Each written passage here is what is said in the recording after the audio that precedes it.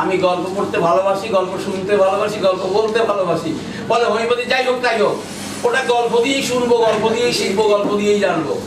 আমি যখন কোনো কথা লিখতে বসি আমি ভাবি এই গল্পটা আমি কেমন করে হাউসকে বলবো, এই গল্পটা কতটা চব্বচুষ্য চাটনির মতো হবে না করলা মতো হবে।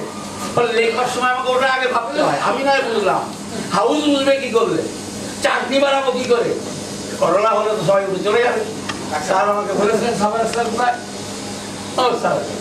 ছেলেরা ক্লাস করে না, ছেলেরা ক্লাস করে না এই জন্য করলা, করলা কতক্ষণ ভালো লাগে, টক কতক্ষণ ভালো লাগে, ঝাল কতক্ষণ ভালো লাগে। এবার যদি টক ঝাল মিষ্টি মিশিয়ে দেন আপনি নিজে আপনার খান না, না না খাবো না, কিন্তু জিভে জল এসে গেছে।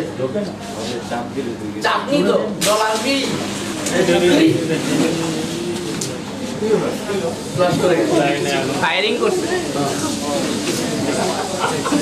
এবার আমরা একটু হোমিওপ্যাথির দিকে হাত বাড়াই। কিছু বলবে? কেন বলবে?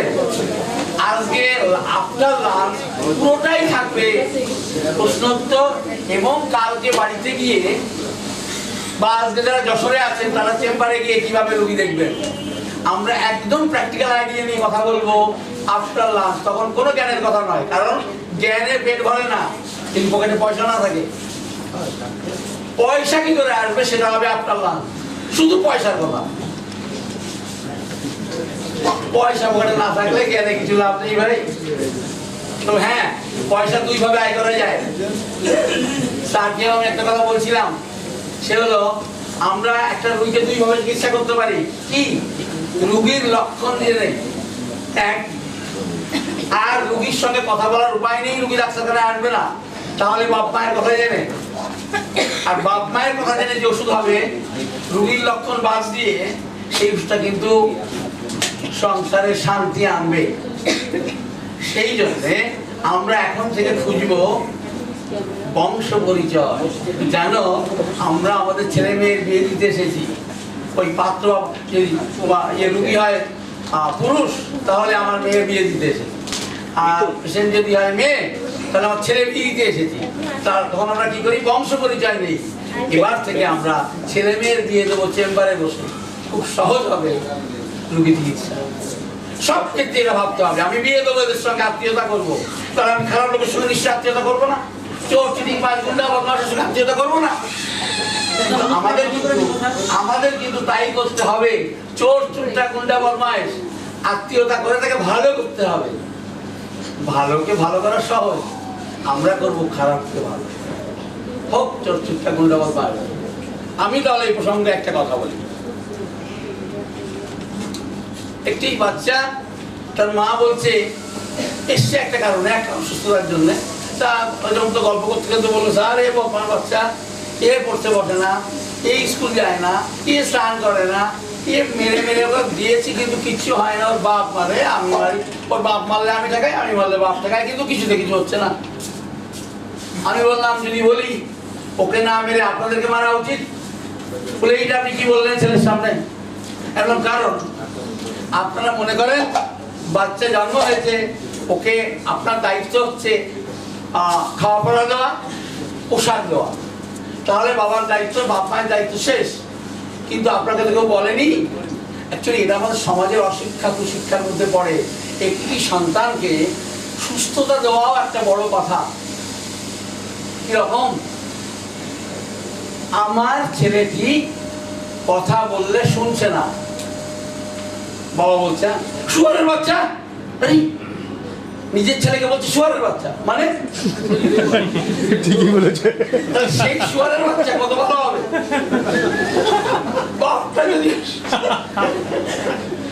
কথা ছিল এইরকম, কেন গালাগালি দিতে হবে?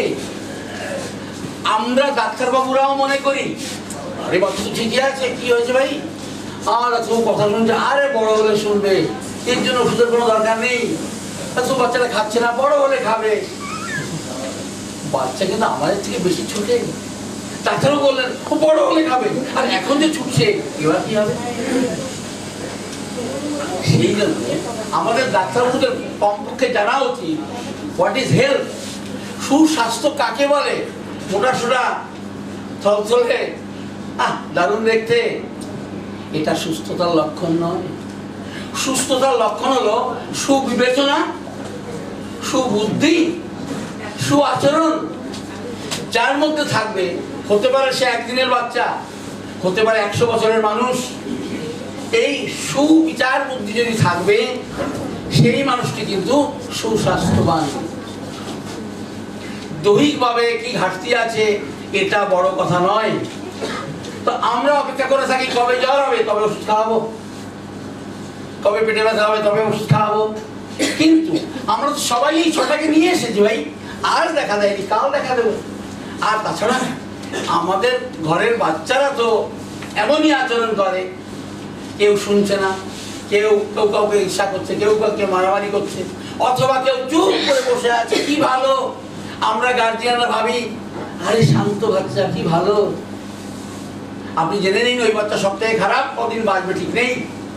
এসএলই এই বাচ্চা এবং যারা কঠিন রোগে আক্রান্ত, এই বাচ্চাগুলি কিন্তু এইরকম কঠিন রোগে আক্রান্তরা খুব ঠান্ডা থাকে, দৌড় ঝাঁপ করে না। মা যেখানে বসিয়ে রাখবে সেখানে বসে থাকবে, বা বসে বসে পুতুল খেলবে, বা কি বলে পুতুল খেলে আর কি খেলে, রান্নাবাড়ি খেলবে। এরা কখনো ছুটোছুটি করে না। বুঝতে হবে এরা কোনো দুরারোগ্য ব্যাধিতে আক্রান্ত। কারণ বাচ্চা তো বাচ্চার মধ্যে হবে। আমরা কি বলি, আরে বাচ্চা তো ছুটোছুটি করবে, বাচ্চা মানে ছুটোছুটি করবে। অন্যদিকে বয়স্করা ধীর সুস্থির ভাববে কখন কি করা উচিত না করা উচিত। কিন্তু যে বাচ্চাটা আমার ঘরে 5 বছরের, সে তো ভীষণ বুদ্ধি রাখে, সে তো ভীষণ চুপচাপ, সে তো ছোট ভাই বোনকে সামলাচ্ছে, বড়টা যদি দুষ্টুমি করছে তাকে সামলাচ্ছে। কি ভালো, একদম নয়, খারাপ, ভীষণ খারাপ, ভীষণ খারাপ, ভীষণ খারাপ। সেই জন্য প্লিজ আপনারা একটু ভাবুন যে আপনারা সুস্থ স্বাস্থ্য সুন্দর অসুন্দরকে কেমন করে ভাববেন। আমরা খুশি হই বাচ্চাদের শান্ত, এর থেকে বড় মিথ্যা কথা আর তো নেই। বাচ্চা কেন শান্ত হবে? বাচ্চা তো অশান্তই হবে, তাই তো তার নাম বাচ্চা। তাহলে খুঁজুন ও কি ভয়ঙ্কর রোগ নিয়ে এসেছে। আমি কতগুলো ইংরেজিতে নাম এখানে লিখেছি, যেগুলো কনজেনিটাল আর ডিফেক্ট নিয়ে জন্মায়, আরো রয়েছে আমার লেখার মধ্যে, এগুলি আপনারা পাবেন। এইগুলো কিন্তু সাধারণত হাইড্রোফোবিয়া নামই হবে। Cerebral palsy, nephrotic syndrome, down syndrome, thalassaemia, haemophilia, etc লিখেছি। এই জন্য অনেকগুলি আছে, আমি আমার লেখার মধ্যে দিয়ে দিয়েছি এবং তাদের পাশাপাশি দিয়ে দিয়েছি। যেমন হচ্ছে হান্টিংটন কোরিয়া, এসএলই, এ নিয়ে আমার একটা লেখাও আছে এখানে, দেখবেন 4-5 পেজের একটা লেখা আছে। তবে দুঃখের বিষয়ে আমি ইংলিশেই আমি রেফারেন্স নিয়েছি আর ইংলিশেই বাকিটুকু লিখে দিয়েছি। ওখানে বাংলা করার দায়িত্ব কামাল সাহেবের। তো আমি ওখানে লিখে দিয়েছি পার্কিনসনিজমের সঙ্গে হান্টিংটন কোরিয়ার ডিফারেন্সটা কি। ওগুলো কালেক্ট করা হয়েছে ডেভিডসন হ্যারিসন থেকে। আমি লিখে দিয়েছি কত পেজে ডেভিডসন হ্যারিসনে আছে, আপনারা ওগুলি পড়লে বুঝতে পারবেন। আমরা মানুষ যেগুলোকে সুস্থ সুন্দর বাচ্চা বলি, অ্যাকচুয়ালি সবাই এরা দুরারোগ্য ব্যাধিতে আক্রান্ত। বেশিরভাগই হলো সুন্দর সুস্থ বুদ্ধিমান বাচ্চার নাম হাইড্রোফোবি নাম। ঠিক উল্টাটাও কাল বলেছিলাম, ভয়ঙ্কর বাচ্চা, ভয়ঙ্কর আচরণ, ভয়ঙ্কর, সেটাও হাইড্রোফোবি। ও সেই স্যার আসেননি, একটা থাকে সবচেয়ে ভালো লাগে, সেটাতে কিন্তু বিজ্ঞান থাকতে হবে। আমি যেমন বলেছি হাইড্রোফোবিয়া নাম মানে হলো ভীষণ ভালো, আর একটা হচ্ছে ভীষণ খারাপ, ইকুয়াল টু হাইড্রোফোবিয়া। কিন্তু যখন কোন একটি বাচ্চা ভীষণ ভালো ভীষণ খারাপের মধ্যে পড়বে না, এমনও তো বাচ্চা প্রচুর আছে। আমরা সেগুলিকে কেমন করে বিচার করব? আমরা জিজ্ঞাসা করব, বলুন আমাদের প্রথম প্রশ্নই হবে, আচ্ছা এই প্রথম প্রশ্নই হবে, এটা একটু পরে বললে ভালো হয়, আমার কিছু বলা এখানে বাকি আছে, বলে ওইটা বলতে গিয়ে সব বলা হবে আবার, কিন্তু আমি এখানে যেটুকু বলিনি একটু বলে নিই। তাহলে আমি ওই প্রসঙ্গ শুরু করব। একটি পেশেন্ট আমার চেম্বারে এলে আমি প্রথম কি দিয়ে শুরু করব, এরপরে লেখা আছে সব, কিন্তু আমি মুখে বলবো, আপনার বাড়ি গিয়ে পড়ে সেটা সুবিধা। আমার চেম্বারে একটা 100 বছরের মানুষ এলে আমি কোথা দিয়ে শুরু করব? আমার চেম্বারে একটা 1 দিনের বাচ্চা বা বাচ্চা আইসিইউতে ঢুকে গেছে, তার বাবা দৌড়ে এসছে, বলো আমার বাচ্চা আইসিইউতে ঢুকে গেছে, সরি এই নিওনিটাল কেয়ার ইনটেনসিভ কেয়ার ইউনিট এনআইসিসি, এর কি করবো বলো তাড়াতাড়ি। তাহলে 1 ঘন্টা আগের বাচ্চা জন্য আমাকে ওষুধ দিতে বসে থাকতে হবে, 100 বছরের একটা মানুষের জন্য শুধু বসে থাকতে হবে। প্রশ্ন কিন্তু কি একই হবে, 100 বছরের জন্য কিন্তু আলাদা প্রশ্ন হবে না। ওনার ডায়াবেটিস আছে, ওনার এই আছে সেই আছে, আর এই বাচ্চা তো এখনই এনআইসিসিউতে ঢুকে গেছে। আমি কিন্তু একই প্রশ্ন করবো, কিন্তু তার আগে একটা কথা বলে নিয়ে ওটা আমি একটু পরে আসছি। সে হলো কালকে সরিনাম নিয়ে কিছু বলা হয়েছে, আজকে তো আরো বলা হবে। সিলিনাম নিয়ে কিছু বলা হয়েছে, আজকে আরো বলা হবে। টিবারকুলাম, ব্যাসিলাম, ড্রসেরা নিয়ে বলা হয়েছে, আজকে আরো বলা হবে। কার্বনি বলা হয়েছে, থুজামেটো নিয়েও ভাবে কিছু বলা হয়নি। এই বাচ্চাগুলির জন্য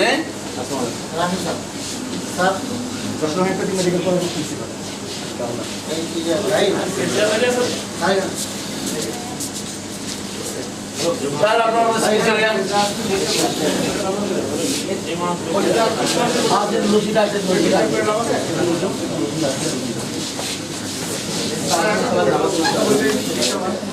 এরা কিন্তু পরেই আসে, পরে যদি আসে প্রশ্ন করা যেতেই পারে, যদি আসে হাইড্রোমিনাম এক্ষুনি বাচ্চার জন্য এক্ষুনি এনআইসিসিতে ঢুকে গেছে, ইন্ডিভিজুয়াল কেয়ার ইন্টেনসিভ কেয়ার ইউনিটে, সে বাচ্চা অন্যটা হতে পারে না, সেক্ষেত্রে হাইড্রোমিনামই হবে। ঠিক আছে, বলুন আপনার বাচ্চার বয়স কত? 3 মাস হবে। কি হয়েছে বলুন? জ্বর হয়েছে, দেখো ঠান্ডা লেগেছে, সর্দি হয়েছে। দারুণ তো আপনার বাচ্চাটা, বেশ হাসি খুশি। আচ্ছা, ও সবসময় এরকম হাসে বোধহয়, একটু আদর করে দিলেন, হাসছে। ও সবসময় এরকম হাসে বোধহয়। হ্যাঁ, তো আমার বাচ্চাটা খুব হাসি খুশি। আচ্ছা, সে কথাও তো বলেন আপনারা, তোমার শব্দ করে না, ওই বাচ্চা দেখি তোমার বাবার নাম বলো। ছোট বাচ্চা তো কথা বলো, বাবার নাম বলো। বাচ্চা কিছু বলছে না, শুধু হাসছে। আর আরেকটা বাচ্চা নিয়ে আরেক বাবা মা এসেছে, সেও হাসছে। সে দেখছে ওর মা ওর সঙ্গে কথা বলছে, ও কত কথা বলছে, ও মা এ ওই সেই করে কত কথা। দুটি বাচ্চার বয়সী 3 মাস, একজনের ঠান্ডা কাশি আর একজনের জ্বর। একজনের মেডিসিন হবে থুজা, একজনের মেডো। ব্রাইনিয়া কোথায় পালিয়ে গেল, রাস্তার কোথায় পালিয়ে গেল, কে জানে। কথা হলো, আমি কনফার্ম করলাম কি দিয়ে, দুটো বাচ্চাই তার মায়ের কোলে রয়েছে। আমি দুটোকেই কম কোলে নিতে চেয়েছিলাম আদর করে, আসেনি আমার কাছে। কোনো না লাগতো ও অন্য কারোর কাছে যায় না। ও মাও বললো অন্য কারো গায়ে যায় না, এ মাও বললো অন্য কারো গায়ে যায় না। বলো বাড়িতে তাহলে আপনি নিয়ে থাকেন, তাহলে কাজ করেন কখন? না, ওর বাবার কোলে যায়, ওর দাম দিয়ে আছে, এই আছে, চেনা লোকেদের কোলে যাবে, মানে পাশের প্রতিবেশীর কোলে না, কার কাছে যায় না, শুধু আমাদের কোলে থাকে। মানে হলো, সোজা কথায় মানে হলো, এই দুটো বাচ্চাই পরিবার কেন্দ্রিক। এরা সাইকোটিক প্রিডমিনেন্ট। পরিবার কেন্দ্রিক বলে এরা পরিবারের বাইরে কিছু ভাবতে পারে না। এরা নিজের মা, নিজের বাবা, নিজের দাদা দাদি ইত্যাদি, ভাই বোন দিদি ইত্যাদি, তো তাদের কাছে যায়, পাশের বাড়ির কাছে যায় না, আমার কাছেও আসেনি। সেই জন্যে আপনাকে যদি 3 মাস পরে কোনো বাচ্চা আসে, মানে জন্মদিনে যদি কোনো বাচ্চা না আসে বা 1-2 দিনের মধ্যে যদি না আসে, তাহলে কিন্তু সেই বাচ্চা হাইড্রোমিনাম দিকে যাচ্ছে। যদি জন্ম মুহূর্তে বা 1 দিনের মধ্যে এলো, মানে ভয়ঙ্কর পরিস্থিতি, তাহলে কিন্তু হাইড্রোমিনামের মধ্যেই থাকতে হবে। কারণ এত তাড়াতাড়ি কেন বাচ্চা দরকার হলো? সুস্থ হয়ে জন্মেছিল, হ্যাঁ সুস্থ হয়ে জন্মেছিল, তারপর থেকে কেমন দেখুন, বাচ্চা দেখুন না কেমন সবুজ হয়ে যাচ্ছে, আবার অক্সিজেন দিতে হচ্ছে। আরে এই জন্মালো আর এই অক্সিজেন, তো কিছু ভাবার দরকার নেই, সোজা হাইড্রোমিনাম। কিন্তু 3 মাসের বাচ্চা হাসছে, খেলছে, ঘুরছে, কিন্তু আপনার বলে এলো না, আপনি যা আদর করে দিলেন, এলো না। যদি আসতো সেটা, কিন্তু যেহেতু আসেনি, এরা পরিবার কেন্দ্রিক। তার মধ্যে একজন শুধু হাসে, এই মুস্কি হাসা বাচ্চা, মুস্কি হাসা মানুষ, কথা কম বলা মানুষ, এরা পূজা। কেন পূজা মনে করে অত কথা বলা ভালো না, কখন কি বলে ফেলবো, এটা 5 কান হবে, সমস্যা হবে। আরে ভাই 3 মাসের বাচ্চা এত কথা বুঝবে কি করে? শুনুন, ও আপনার থেকে বেশি বোঝে। ও যখন বড় হবে জিজ্ঞেস করবেন, কি গো তোমার 2 বন্ধু তো অত কথা বলছে, কিছুই বলছে না। আবারও হাসলো। উনি আরো বড় হয়েছেন। আচ্ছা, বিয়ের রাতে কে বেশি কথা বলেছিল, আপনি না আপনার স্বামী? তখন আবার আপনার স্বামী যাও একজন হোক, বলো স্যার আমি শ্রোতা বরাবর, ছোটবেলা তো শ্রোতা ছিলাম, বক্তা কম শ্রোতা বেশি। আমার মা নাকি বলতো আমি কথা বরাবর কম বলি, সবাই 10টা বললে আমি 1টা বলি। জিজ্ঞেস করো কেন গো? বললো দুনিয়া ভালো না, দুনিয়ার হালচাল ভালো না ভাই, কাকে কি বলে দেবো, ওটা আবার কাকে কি বলবে উল্টো পাল্টা, ওটা আবার সমস্যা বাঁধিয়ে দেবে। কি দরকার? কথা কম বললে সমস্যা কম, কথা বেশি বললে সমস্যা বেশি। এটা সোজার নিজস্ব জীবন দর্শন। ফলে আমরা সোজার কি আছে, আছিল আছে, আর ওই আছে সেই আছে সব দেখবো না। আমাদের ম্যাট্রিমিডিকা অন্যভাবে লেখা হয়েছে। আমাদের ম্যাট্রিমিডিকা সোজার পরিচয় হলো কথা কম বলে, কারণ কাউকে বিশ্বাস করে না, নিজের স্ত্রীকে নিজের স্বামীকে বিশ্বাস করে না, নিজের বন্ধুকে বিশ্বাস করে, নিজের মাকে বিশ্বাস করে না, কাউকে বিশ্বাস। ওর ডিকশনারিতে শব্দটা নেই, ও মুছে দিয়েছে রবার দিয়ে, জমে ও পৃথিবীতে এসে বুঝতে শিখলো এটা এই পৃথিবীতে অনেক মানুষ আছে, এদের অনেক চরিত্র আছে, সেই দিন বিশ্বাস শব্দটা মুছে দিয়েছে রবার ওর জীবন দর্শন থেকে। তাই এরা কম কথা বলে, এরা হাসে বেশি, হেসেই সমস্যা। কি কেমন আছেন? আরে কেমন আছেন মানে ভালো আছে, আপনি ভালো আছেন এই জবাব হয়। মানে হ্যাঁ মানে কি, মানে কথাও বলে। কথা যত কম বলা যায় তত মনে করে সমস্যা কম হয়।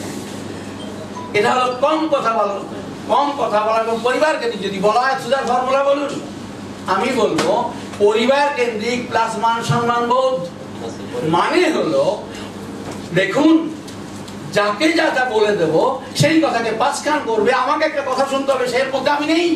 এই সুজার ফর্মুলা হলো পরিবার কেন্দ্রিক প্লাস মান সম্মান বোধ। এর মান সম্মান বোধ প্রকট। এরা দুটো টাকা দিতে রাজি আছে, মান সম্মান লুটিয়ে দিতে রাজি হয়। ওদের কাছে জীবনের থেকে মান সম্মানের দাম বেশি।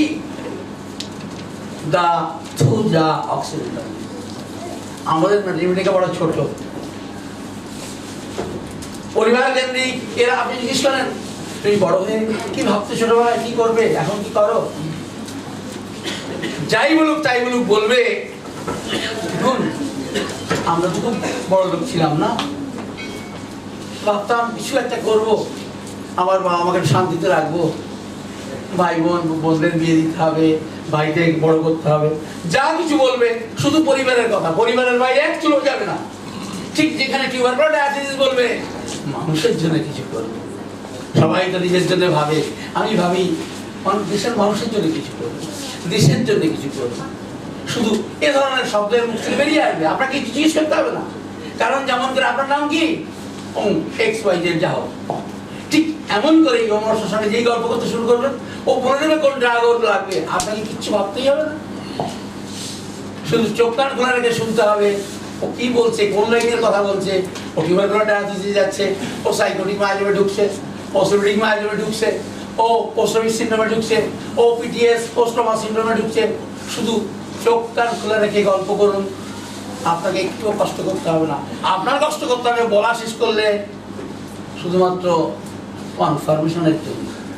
আপনি যা ভাবলেন ওনার কথা শুনে সেটা কি ঠিক না ঠিক না, এইটুকু যে আপনি কথা বলতে হবে, বাকিটা শুধু আপনি সোজার মধ্যে চুপচাপ থাকুন আর এক দুটো কথা বলুন মাঝে মধ্যে। উনি চুপ করে গেলে আর স্মরণ করিয়ে দিন উনি কিছু বলতে এসেছেন। কিভাবে গল্প করতে হবে সেই কথাগুলি কিন্তু আমার এই কাগজগুলিতে লেখা আছে। একটা মানুষের সঙ্গে কেমন করে প্রেম করতে হয়, ছেলে মেয়ে বিয়ে দিতে গেলে কেমন করে কথা শুরু করতে হয়, কেমন করে বংশ পরিচয় দিতে হয়, সব লিখে রেখেছি। ভাত মাখা আছে, চামচে ঢুকানো আছে, তুলবেন আর মুখে দেবেন, দায়িত্ব আপনার। কিন্তু কনফার্মেশনের জন্য এই সেমিনার। আমি বুঝবো কি করে আপনি যা বললেন ওটা ঠিক, সেই কনফার্মেশনটা কিভাবে করবেন সেটাও কিন্তু এখানে লেখা আছে। তাহলে একটি বাচ্চা তো শুধু হাসলো, সোজা হলো, আর একটি বাচ্চার মায়ের সঙ্গে মা করে কত কথা বলছে। ওই মা বললো ডাক্তার ও তো সারাক্ষণ কথা বলে, অত কথা বলার টাইম তো নেই, তোর দাদি আছে বড় মানুষ কথা বলে। উনিও খুশি, ও খুশি, ওর কাছে কেউ না থাকলেই কাঁদবে, আবার কেউ গেলেই কথা বললেও চুপ। এরা কথা বলে, তবে এদের চরিত্রটা খারাপ দোষ আছে। সেটা কি, রেগে যদি যাবে তাহলে কিন্তু ভয়ঙ্কর, ঘর বার মানে না। সোজা যদি রেগে যাবে চুপ করে চলে আসবে বাড়ি, বাড়ি এসে ধরুন ছোট বাচ্চা তো মাকে মারছে, কিরে মারছিস কেন, আরে মারছিস কি কি মাথা খারাপ হয়েছে তো, খবর নিয়ে জানা গেল স্কুলের বন্ধু মেরেছে, তাকে মারেনি, বাড়িতে এসে মাকে মারছে। আছে যে সেখানে 3টে ড্রাগ আছে, নাম সোজা লাইকোপোডিয়াম। তার বাংলা কথা হলো এরা বাড়িতে বদমাস আর বাড়ির বাইরে ভীষণ ভদ্র। পাড়ার স্কুলের খেলার মাঠে সবাই জানে এত ভালো ছেলে হয় না, এত ভালো মেয়ে হয় না। আর মা জানে, বাবা জানে কত বড় বদমাস। এটা সোজার আর একটা আইডি, এটা আর একটা কনফার্মেশন। বাড়িতে মাকে পেটাবে, বাইরে যদি কোনো বন্ধু ওকে মারে আপনি ওইভাবে লিখছেন, ব্যাপারটা বুঝবা, লিখবার নয়। এরা মান সম্মান আমি কি লিখে দিয়েছি, পরিবার কেন্দ্রিক প্লাস মান সম্মান বোধ। মান সম্মান বোধ বেশি থাকার জন্য বাইরে কেউ যদি ওকে মারে চুপ করে চলে আসবে, সবাই বলবে আরে কি ভালো ছেলে, মার খেয়ে কিছু করলো না। বাড়ি এসে আপনি অফিসের বাড়ি আসলে মাকে পেটাচ্ছে, ছোট বাচ্চা তো, মাকে মারছিস কেন, তুই পাগল হয়ে গেছিস। খোঁজ নিয়ে জানা গেল স্কুলে বন্ধু বেড়েছে, সেই রাতটা মায়ের উপর জানতে পারলে কিছু বলবে না। মায়ের কাছে মান সম্মান বোধের দরকার নেই, কিন্তু বাইরে কে যে মারতো, ও যে কাউকে মারতো, লোকে বলতে বাজে ছেলে, ও মারলো, ও মারছে। আরে কিন্তু ও যদি মার্কেট চলে আসতো, লোকে কি বলতো, ছেলেটা ভালো। হ্যাঁ বাবা, হ্যাঁ এটা একটা কথা বটে। ভিতর জবাবটা তো সোজার মধ্যে আনবে না বাবা, সেক্ষেত্রে তো হিসাব হবে অন্যভাবে। আমি যে কথাগুলো এতক্ষণ ধরে বলেছি সে কথাও বলবে না, এই চরিত্রগুলো মিলবে না। মানে মুস্কি হাসে, কথা কম বলে, কাউকে বিশ্বাস করে, এগুলো তো আসবে না। বিতু অর্জনের একটা লাইন আছে। আর যে বাচ্চাটা ওরকম বকবক করছিল, মায়ের সঙ্গে ছোট্ট বাচ্চা ওমা করে কথা বলছিল, ও মেয়েটা বাচ্চা, ও বড় হলে রেগে গেলে স্কুলেও মারবে, বাড়িতেও মারবে। এইখানে গুলিয়ে যাবে হাইডি ফকিনামের সঙ্গে। ও যদি রেগে যায়, ও বাড়িতেও মারবে, বাড়ির বাইরেও মারবে। কিন্তু একটা কথা আছে যেটা খুব গুরুত্বপূর্ণ নয়, হাইডি ফকিনাম মারার পরে রেগে যাওয়ার পরে আফসোস আছে, কিন্তু আফসোসটাকে অত গুরুত্ব দেওয়ার দরকার নেই। আমরা হাইডি ফকিনাম দেওয়ার সময় কিন্তু নেব না বংশ পরিচয় খুঁজবো, মানে কোন মায়ের পেটে জন্মেছিল, সেই জন্মলগ্নে বা জন্মের গর্ভকালে মায়ের কি কি ভয়ঙ্কর অসুখ হয়েছিল আমরা পেয়ে যাব, যে এই সন্তান জন্মাবার কথা ছিল না, ডাক্তাররা বলে দিয়েছিলেন কথা দিতে পারছি না বাচ্চা জন্মাবে কিনা সুস্থ অবস্থা। এইরকম হিস্ট্রি থাকলে তবে হাইড্রোমিনামে যাবো, তা না থাকে তাহলে কিন্তু মেডোতেই থাকবো। মেডোর ফর্মুলা কি হবে, পরিবার কেন্দ্রিক মাইনাস মান সম্মান বোধ, পূজার গলায় প্লাস, মেডোর গলায় মাইনাস। রেগে গেলে স্যার আমার সব কিছু খেয়াল থাকে না, আর যা আমার সামনে থাকলেও রেহাই নেই, রাগ পড়ে গেল কি বলবো না, কিন্তু রাগের সময় পেলে আমি ছাড়বো না, আমার বাপকেও ছাড়ি না, বন্ধু কোন ছাড়। তাহলে সোজা কথা, পরিবার কেন্দ্রিক প্লাস মান সম্মান বোধ সোজা, পরিবার কেন্দ্রিক মাইনাস মান সম্মান বোধ মেটে।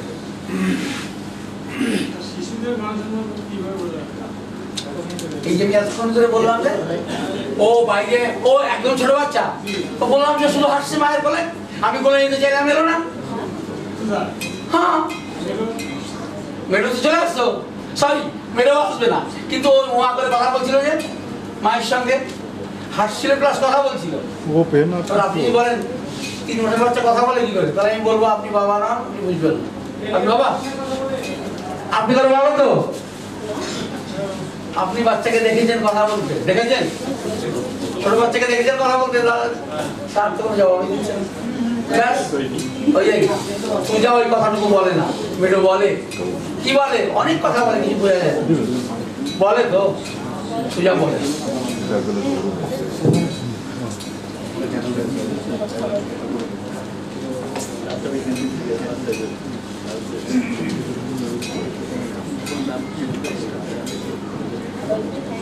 এইবার আমরা যা বলবো বলে এসেছিলাম সংক্ষেপে বলে ফেলেছি। এবার হচ্ছে একটা পেশেন্ট আমার চেম্বারে এলে, কথা বলছিস যাবে, ওই যে বলছিস। আচ্ছা এইবার হচ্ছে একটা পেশেন্ট আমার চেম্বারে ঢুকলো আজ আর এখন, আমি ওকে প্রথমে 2 ভাগে ভাগ করবো, ওর বংশ ইতিহাস নিয়ে। আপনি কি জানো, মা বা যাও কিছু হবে, বলবে মা মারা গেছে, আমার কাছে বড় হচ্ছে, আমি অমুক। মা কখন মারা গেল, কেমন করে মারা গেল, খুঁজবো, বলবো আপনি জানেন কি না ও যখন মায়ের পেটে ছিল ওর মা কেমন ছিল? আমরা এই সব কথা দিয়ে জানতে চাইবো ওর জন্ম ইতিহাস কি ভয়ঙ্কর? ওর কি মরে যাবার কথা ছিল? মরে তুলে দেখতেই পাচ্ছি বাচ্চা বেঁচে আছে। আমি কি খুঁজবো? ওর কি মরে যাওয়ার কথা ছিল? ডাক্তারবাবুরা কি বলেছিল? ওর মা কি কষ্ট পেত? উনি বলবেন দুটো কথা, হয় বলবেন আচ্ছা ও সেটা সাংঘাতিক কথা, যেই বললো সাংঘাতিক মানে হরিবল, মানে আইডি বলবে না এই স্তরে না, তেমন কিছু নয়। ওর মা একটা অ্যাক্সিডেন্টে মারা গেছে, কিন্তু ওর পেটে ছিল, আমি জানি ওর মায়ের তেমন কোনো অসুবিধা ছিল না, ওর মা নিজে এসেছে। না ডাক্তারবাবু, সব মায়েদের একটু আধটু থাকে, আমারও একটু আধটু ছিল, তেমন কিছু নয়। ও এপাশে পড়ে গেল, মানে নট হরিবল। তাহলে একটা পেশেন্ট এলে বৃদ্ধ হোক আর বৃদ্ধা হোক আর ছোট বাচ্চা হোক, ছোট বাচ্চা এবার ডিপেন্ড করে। ছোট বাচ্চা যদি আমি বলবো ছোট বাচ্চা যদি আপনার কাছে এক সপ্তাহ একদিন বয়সে এসে থাকে তাহলে তো খুব ভাবতে হচ্ছে না। কিন্তু কোনো মা এসে বললো দেখো আমার বাচ্চা 5 বছর পর্যন্ত ঠিক ছিল। আপনারা যদি এই ম্যাগাজিনটা দেখতে পাবেন, এই অ্যাকিউট প্যানক্রিয়াটাইটিস একটা কেস আছে, সরি ক্রনিক প্যানক্রিয়াটাইটিস কেস আছে। উনি বললেন উনি এখন আরপিএফ রেলওয়ে প্রোটেকশন ফোর্সে চাকরি করেন, মানে পুলিশের চাকরি। উনি বললেন আমি 5 বছর বয়স পর্যন্ত ঠিকঠাক ছিলাম। 5 বছর বয়সে আমার বাড়িতে একটা অনুষ্ঠান ছিল, আমার দিদির এনগেজমেন্ট অনুষ্ঠান ছিল, মিষ্টি নাড়িতে রসগোল্লা ছিল। আমি ছোট মানুষ বুঝিনি, খাটের তলায় গিয়ে যতক্ষণ পেরেছি খেয়েছি। কিছু সময় পরে আমার পেটে ব্যথা শুরু হয়েছিল, সেই পেটে ব্যথার জন্য আমি অজ্ঞান হয়ে যাই, আমাকে হসপিটালে ভর্তি করতে হয়। আমি জানি না কখন আমার জ্ঞান ফিরেছিল, শুনেছি 3 দিন পর আমার জ্ঞান ফিরেছিল, সেই শুরু। এরপর আমি অনেকবার হসপিটালে গেছি, ডাক্তার ওরা পরীক্ষা নিরীক্ষা করে বলে দিয়েছিলেন এর পেটের দোষ আছে। আর চাকরি পাওয়ার পর যখন আবার আমি হসপিটালে ভর্তি হই, মানে আমাদের ডিপার্টমেন্টাল হসপিটালে, ওনারা পরীক্ষা নিরীক্ষা করে বললেন আমার প্যানক্রিয়াটাইটিস আছে। দেখুন আমি তখন বলেছিলাম একদিন বয়সে 1 ঘন্টা বয়সে পেশেন্ট পাঠিয়ে এসেছে ওষুধ দিতে, ড্রাগ ইজ আইডোপ্রোপিনাম, কিন্তু এ তো 5 বছর পর্যন্ত ঠিক ছিল। এবার আপনাকে ডিজিজ, নলেজ অফ ডিজিজ জানতে হবে। প্যানক্রিয়াটাইটিস ইরিভার্সিবল প্যাথোলজি, এদের ভবিষ্যৎ প্রগনোসিস হলো প্যানক্রিয়াসের কোষগুলি ডিস্ট্রয় হতে থাকে, ডিস্ট্রয় হতে হতে এমন একটা অবস্থায় পৌঁছে যায়, ক্রিটিক্যাল অবস্থায় পৌঁছে যায়, তখন ইনসুলিনের ভাড়ারে টান ধরে, যখন টান ধরে তখন ডায়াবেটিস। প্যানক্রিয়াটাইটিসের ভবিষ্যৎ হলো ডায়াবেটিস, কারণ প্যানক্রিয়াটাইটিস মানে হলো আইটিস মানে ইনফ্লামেশন। প্যানক্রিয়াসের সেলগুলির ইনফ্লামেশন ডিস্ট্রাকশন হওয়ার ফলে ইনসুলিনের ভাড়ারে টান ধরে, তার ফলে হয় ডায়াবেটিস মেলাইটাস। সেই ডায়াবেটিস যদি 40 বছর আগে হয় আর না হয়, কিছু এসে যায় না। প্যানক্রিয়াটাইটিসের একটাই ওষুধ আছে, আইডোপ্রোপিনাম। হ্যাঁ, আপনি এমনি করে বলতে পারেন না, একদম সত্যি কথা। আপনি এবার হিস্ট্রি নিন, দেখবেন সব মিলে গেছে, বংশ ইতিহাস সব মিলে গেছে আইডোপ্রোপিনামের সব। প্যানক্রিয়াটাইটিস ইকুয়াল টু আইডোপ্রোপিনাম। ঠিক যেমন করে Down syndrome, nephrotic syndrome, cerebral palsy, থ্যালাসেমিয়ার কথা বলবো না, হিমোফিলিয়া, এগুলি কিন্তু আপনি বংশ ইতিহাস নিয়ে পেয়ে যাবেন আপনি আইডোপ্রোপিনাম। কিন্তু আমি বলবো প্লিজ আমাকে ব্লাইন্ডলি আমার কথা শুনবেন না, বরং ধরে নেবেন লোকটা ধাপ্পা দিয়ে গেছে, আপনার দায়িত্ব হলো আমি ধাপ্পাবাজ আর নট প্রমাণ করা।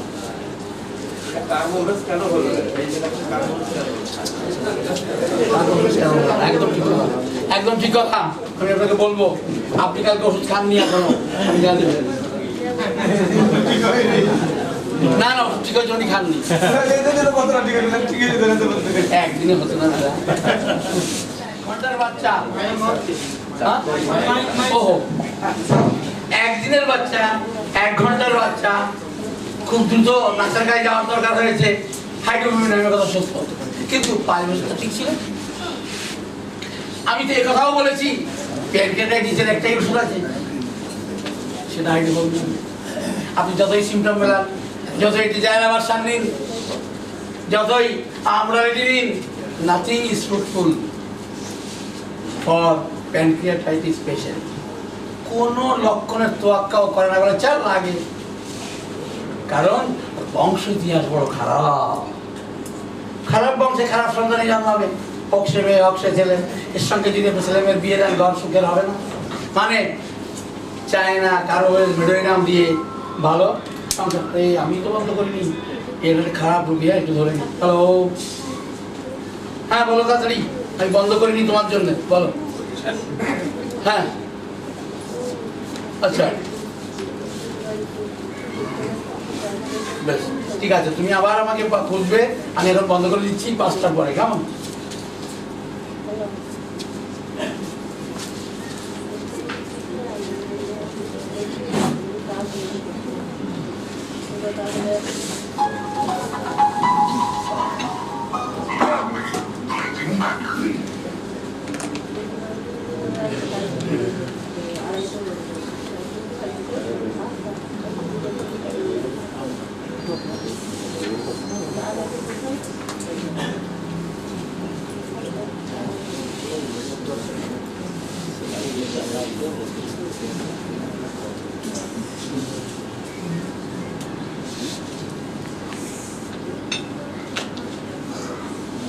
আবার আসি ওই কথাতে, একটা পেশেন্ট আমার চেম্বারে ঢুকলে আমার ডিউটি হলো দুটো ভাগ করা, এর হিস্ট্রি, এর বংশ পরিচয় কি হরিবেল। তো 5 বছরের বাচ্চা ঠিকই, কিন্তু ওর যে অসুখ ও হরিবেল। ওকে বলার ছিল ব্যথা উঠলেই হসপিটালে চলে আসবেন, কোনো ওষুধ দিয়ে আপনার ব্যথা কমানো যাবে না। কিন্তু একটা মানুষ হসপিটালে যায় কখন? তাই আমি লিখেছি হরিবেলের এইস, হসপিটালাইজেশনের এইস, হাইড্রোফোনের এইস, 3টে এইস। একটা মানুষ যতবার হসপিটালে ভর্তি হয়েছে তত বেশি হাইড্রোফোবিনামের indication. More the number of hospitalisation, more the indication of. সোজা কথা, সোজা খবর, সোজা কাজ। ভয়ঙ্কর মানুষ ছাড়া কাউকে বারবার হসপিটালে যেতে হয় না গো। তবে সেটা যত কম বয়সে হবে তত বেশি ইন্ডিকেশন হলো হাইড্রোফোবিনাম।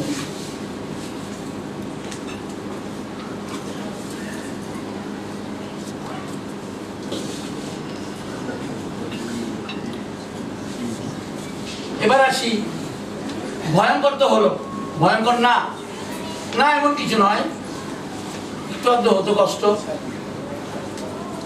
আমি এবার নট হরিবেল এর জন্য রয়েছে বাকি 5টা সাইকেল। 1 নম্বরটা বাদ হয়ে গেল, পিআরএস বাদ হয়ে গেল, বাকি 5টা সাইকেল কিন্তু এইবার দেখুন। আপনার চেম্বারে যত ভয়ঙ্কর রুগী আসবে আপনার লাভ, চিন্তা ভাবনার দরকার নেই, শুধু একটু কনফার্মেশন, ব্যাস বাদ খাবো। কিন্তু যদি তা না হয় তারপর তো মাথা চুল চিপতে হবে। 5টা জিনিস, ওষুধ হলো 9খানা, ভাবো না এইবার। সেই জন্য উপরওয়ালাকে ডাকবে রাতে, কার যা আসবে সব যেন খারাপ রোগী আছে, ঝামেলা নেই, শুধু পকেট ভরবে। আর কি শুধু পকেট ভরবে না, নাম ফাটবে এমন। সেই দাদাটা কোথায় কালকে যার ছিল একটা, কমল সাহেব, ও সেই স্যার কোথায়, এই ঠাকমাথা,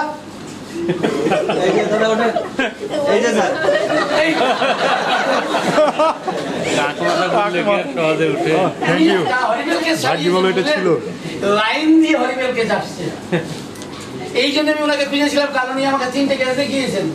ফলে উনি, আচ্ছা স্যার আপনাকে, আপনি এখানে আসুন না, দরকার আছে আপনার, মানে ওইভাবে নয়, মানে এই যে স্যার, ইনাকে আমি কেন দেখতে বলেছি আপনিও যদি ওই জন্য বলা উপরে ডাকবেন ভাই, কার যেন সব হরিবেল কাছে, কেন উনি একটা সারিয়েছেন, লাইন দিয়েছে।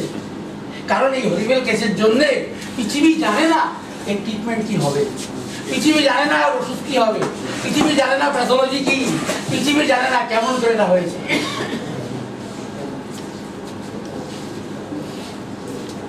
তাহলে হরিবেল মানে হলো আপনার নাম, খ্যাতি, প্রতিপত্তি খুব দ্রুত ছড়িয়ে পড়া।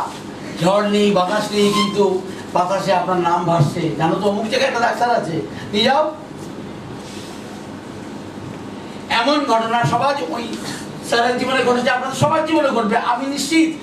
ওই সেই স্যার, ওই সেই স্যার, স্যার বলেছিলেন এই কথাটা কাল অনেকবার, আমি স্যারের দিদি অনেকবার বলেছি যে একটা ওষুধ দিয়ে অনেক কিছু করা যায়। অ্যাকচুয়ালি ব্রেডনা ব্রাইনিয়ার যে হোমিওপ্যাথি বা আদারওয়াইজ যে হোমিওপ্যাথি, এটা মানুষের মনে দাগ কাটবে না। ওই ডাক্তার ছেড়ে গেছে, কিন্তু হাইড্রোফোবিয়াম যে দাগ কাটবে, ওই দাগ চিরকাল থেকে যাবে মানুষের মনে। ওই ডাক্তারবাবু আমার কাছে ফেরেশতা, তাই তো আমার ছেলে আজ এই থেকে চলুন। ওটা তো সহজ হলো, কিন্তু কঠিন তো করতেই হবে। সব রোগী তো আসবে অন্য সব, বাকি 5টা। আচ্ছা বলুন কি হয়েছে? না স্যার, আমি লিখেছি, দরকার হতে পারে কিন্তু কনফার্মেশন নেই, কিন্তু হিমোফিলিয়াতে আছে। হ্যাঁ, নেফ্রোটিক সিনড্রোম। কালকে কেস ছিল, আপনি ওখানে ছিলেন। নেফ্রোটিক সিনড্রোম হচ্ছে, নেফ্রন কোথা থেকে হয়? মায়ের পেট থেকে হয়। মানে নেফ্রন মানে কিডনির কোষগুলি, বাউমেন্স ক্যাপসুল, গ্লোমেরুলাস, এগুলো স্ট্রাকচারটাই বদলে যায়। এদের একমাত্র চিকিৎসা শুধুমাত্র স্টেরয়েড চালিয়ে যায়। কি জানো না? পেডিসোলন। পেডিসোলন খেয়ে যাও ভাই, কোনো চিন্তা নেই, আমি আছি। পেডিসোলন।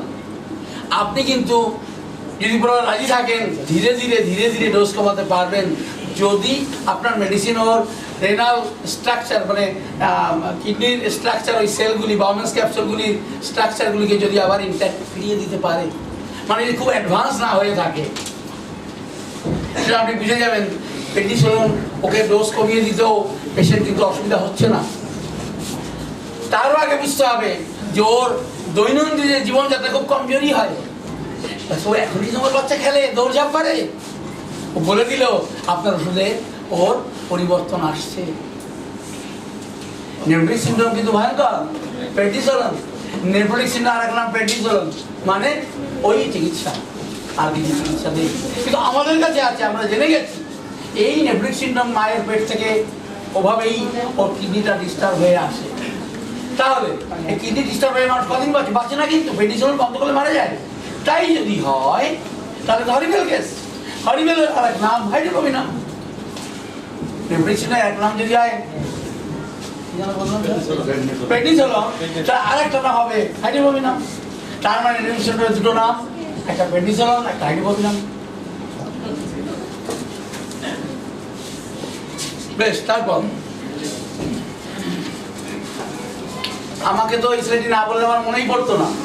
কেউ একটা ছাত্র আমাকে বললো যে স্যার ডাউন সিনড্রোম কি হবে? ডাউন সিনড্রোম যদি, তুমি বলেছো, থ্যাঙ্কস আ লট, এটা আমার মনেই পড়তো না, এই চ্যাপ্টারটাই আমার মনে পড়তো।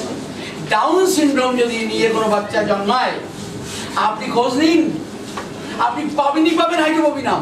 মানে ব্লাইন্ডলি দিতে হবে না, ও পেশেন্ট পার্টি বলে দেবে স্যার হাইড্রোফোবিয়াম দিন, যাবি। তাই ডাউন সিনড্রোমের আর এক নাম আমার 100 কোটির 100ই। হ্যাঁ, আমিও যারা বলতে চাইছিলাম, আমার এক ডাক্তার বন্ধু, মানে আমার সঙ্গে পাস করেছে, ও গ্রেজুয়েট অফিসার হয়েছে। ও বললো ডাক্তার আমি করবো না, এখন অবশ্য বেশি বিত্তে চাইছে। বললো জান নিয়ে টানাটানি, সরকারি কাজ করতে গিয়ে সৎ পথে কাজ করা যায় না। মস্তান এসে হুমকি দেয়, বললাম তোমার যা প্রতিভা ছিল তুমি রাজা হতে পারছো। বললো এখন আমি গজা হয়ে বসে আছি, তুমি আমাকে পথ দেখাও। ওরই একমাত্র মেয়ে ডাউন, আর ওকে কুকুরে কামড়েছিল ছোট্টবেলায়। ভালো কথা বলেছেন।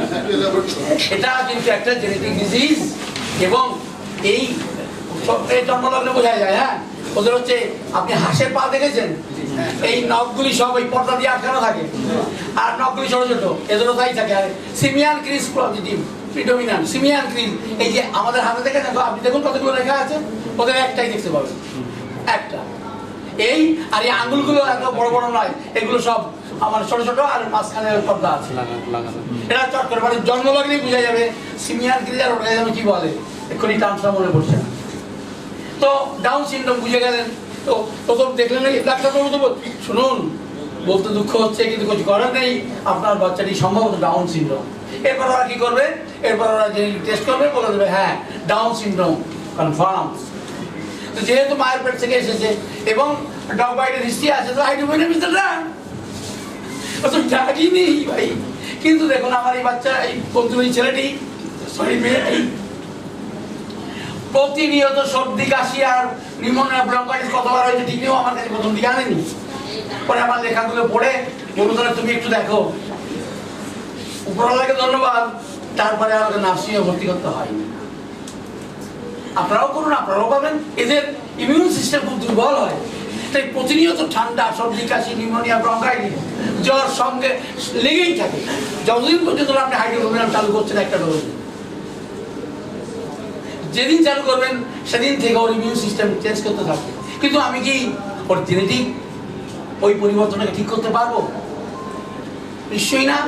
কিন্তু আমি ওকে অনেক কিছু ঠিক করতে পারবো। ওর বুদ্ধি, ওর অ্যাক্টিভিটি, ওর কথা বলার স্পষ্টতা, ওর প্রতিরোধ ক্ষমতা, এগুলি সব বদলে যাবে, সব বদলে যাবে। ও বদলে যাচ্ছে, আপনাদের রোগীও বদলে যাবে, নিশ্চিত বদলে যাবে। তো ডাউন সিনড্রোম, থ্যালাসিমিয়ার কথা বলছি না, এটা বলে সেরিব্রাল পলসি। এটা খুব কমন, আপনার দেশের অনেকগুলো কেস আমার কাছে সেরিব্রাল পলসি, আমার দেশেও আছে। সেরিব্রাল পলসি চটকারি, এ তো ব্রেনের সমস্যা, মানে ব্রেনের নিউক্লিয়াসগুলি ইল ডেভেলপ, মানে হলো নট প্রপারলি ডেভেলপ, মানে হলো আমাদের যেমন ব্রেনের বিভিন্ন নিউক্লিয়াস, বিভিন্ন বিভিন্ন ডিপার্টমেন্ট ঠিকঠাক করে ম্যাচিওর হয়েছে, ঠিক ঠিক বয়সে আমার মধ্যে প্রকাশ হয়েছে, এদের ক্ষেত্রে সেটা ঠিকঠাক হয় না। না হওয়ার জন্য বেশিরভাগ পাওয়া যায় লালাজ হচ্ছে এরকম।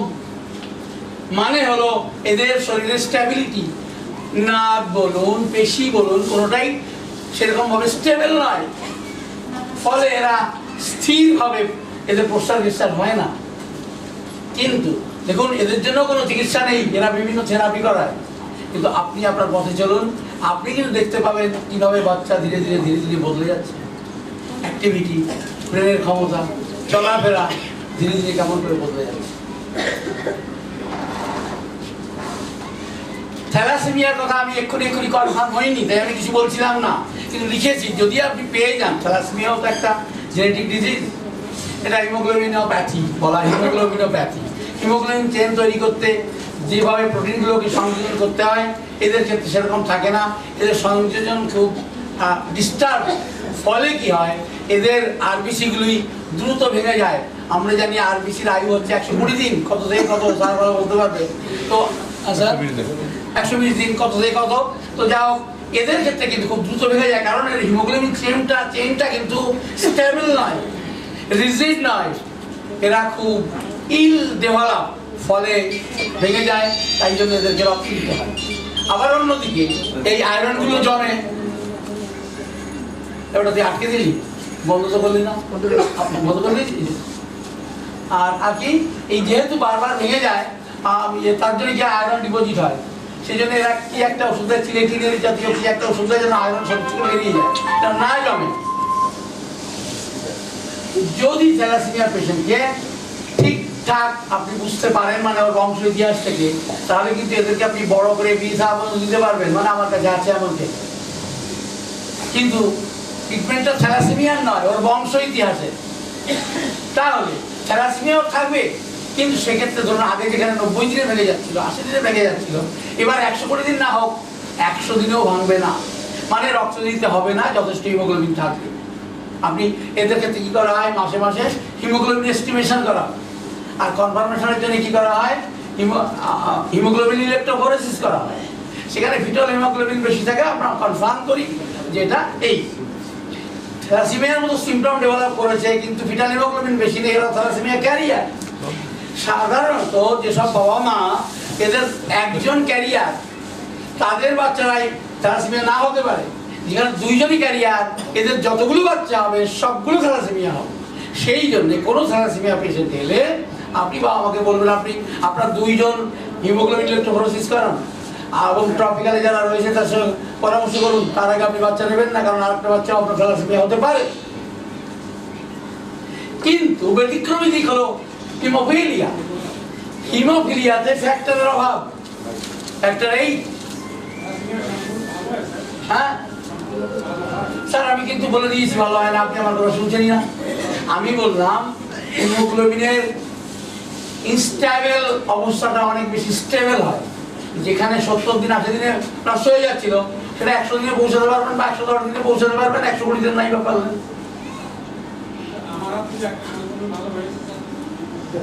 ভীষণ আনন্দের কথা।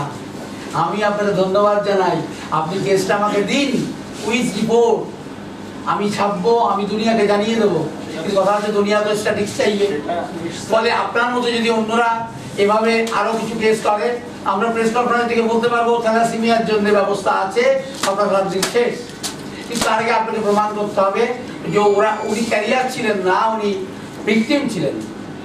সম্ভবত থ্যালাসেমিয়া মাইনর। না, মাইনর আর মেজর কোনটাই ঠিক হয় না, পৃথিবীতে স্ট্যাটিস্টিক্স কিছু এরকম নেই। তো মোটামুটি অনেক ভালো হয় তো স্যার। অনেক ভালো, উনি বলেছেন ঠিক হয়েছে, তার মানে 120 দিন বাঁচছে, মানে হিমোগ্লোবিনের পরিমাণ স্বাভাবিক আছে। আলো থাকে স্যার, হ্যাঁ বাবা, আলো থাকে স্যার, আলো রাখা যায়। থ্যালাসেমিয়ার সাথে স্ক্রিন না শুধু স্প্লিন আছে, লিভারও বড় হয়। না সে এই স্প্লিন বড় হওয়ার পিছনে কারণ হলো শুধু আয়রনগুলো ডিপোজিশন হয়, আয়রনগুলো ডিপোজিশনেও বাড়তে থাকে, কিন্তু চিলেটিন নামক ড্রাগরা চালু রাখে, তাই থাকলেও বাড়ে না, ঠিকই থাকে। আর এক হচ্ছে ভাইটাল ফোর্সকে যদি আমরা ঠিকঠাক রাখতে পারি তাহলে আয়রনকেও দাঁড়িয়ে দিবে। ভাই আর তুমি কেন জমছো এখানে ওঠো, সেই জন্য ভাইটাল ফোর্সটা আমাদের কাছে বড় কথা। আমাদের শুদ্ধি বড় কথা হলো আমরা মডার্ন সায়েন্সের যে ভাবনা চিন্তা এইগুলি কিন্তু আমরা বদলে দিতে পারি শুধুমাত্র ভাইটাল ফোর্সকে অ্যাক্টিভ রেখে। আমরা তো কোনো পেশেন্টকে দেখবো না থ্যালাসেমিয়া হয়েছে না হিমোফিলিয়া হয়েছে, আমি দেখবো আমার যে পেশেন্ট আমার কাছে এসেছে তার বংশ পরিচয় কি, বংশ পরিচয় কি জেনে যদি ওষুধ দেই তাহলে ভাইটাল ফোর্স হেলদি থাকবে। হেলদি ভাইটাল ফোর্স বাকি সমস্যাগুলি নিজের দায়িত্ব সমাধান করবার ব্যবস্থা। আচ্ছা আবার ফিরে যাই, ও হিমোফিলিয়ার কথা। হিমোফিলিয়া কিন্তু ছেলেদেরই শুধু হয়, মেয়েরা শুধু ক্যারি করে, উপরওয়ালা কি বিচার কে জানে। না না, মেয়েরা ক্যারিয়ার, ভিকটিম ছেলেরা। হ্যাঁ মা যদি ক্যারিয়ার হয়, বাবা যদি হিমোফিলিয়া হয়, তাহলে কোনো না কোনো মেয়ে হবে। তো আছে, জেনেটিক্সে আছে এটা আছে।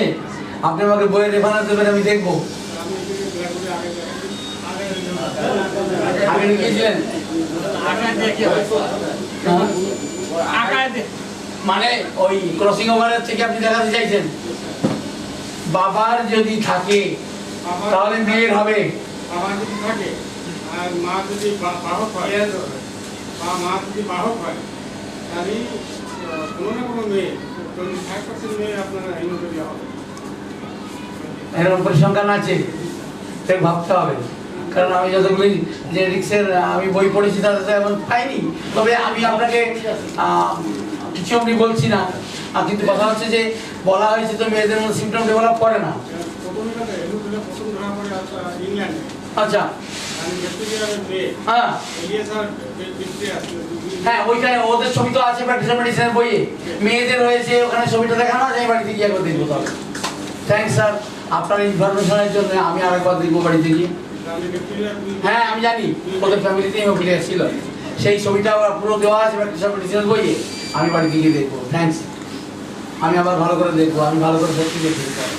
শুধু এইটুকু জানতাম মেয়েরা ক্যারিয়ার, ছেলেরা ভিকটিম। হিমোফিলিয়া করবো এই জায়গায় শেষ করি, শেষ করে পৌঁছে যাই আবার চেম্বারে।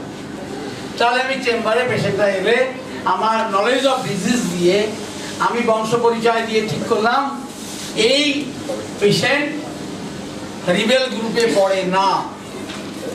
এখন শুধুই আমরা নট হরিবেল গ্রুপ নিয়ে আলোচনা করবো, হরিবেল বাদ।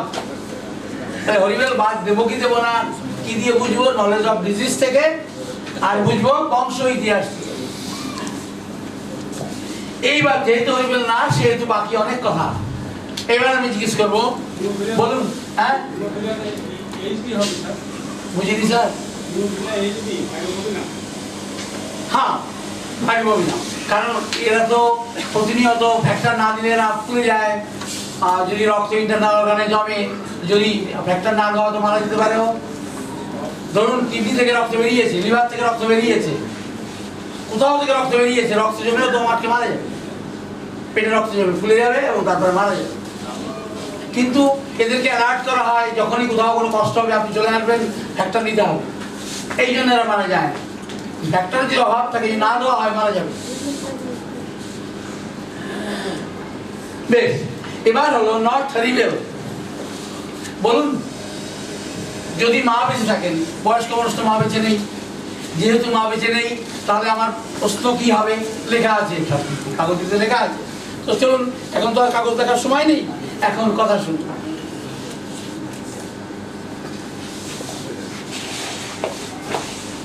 আপনি যতদূর জানেন, আপনার বাবা মা কিসে কষ্ট পেতেন?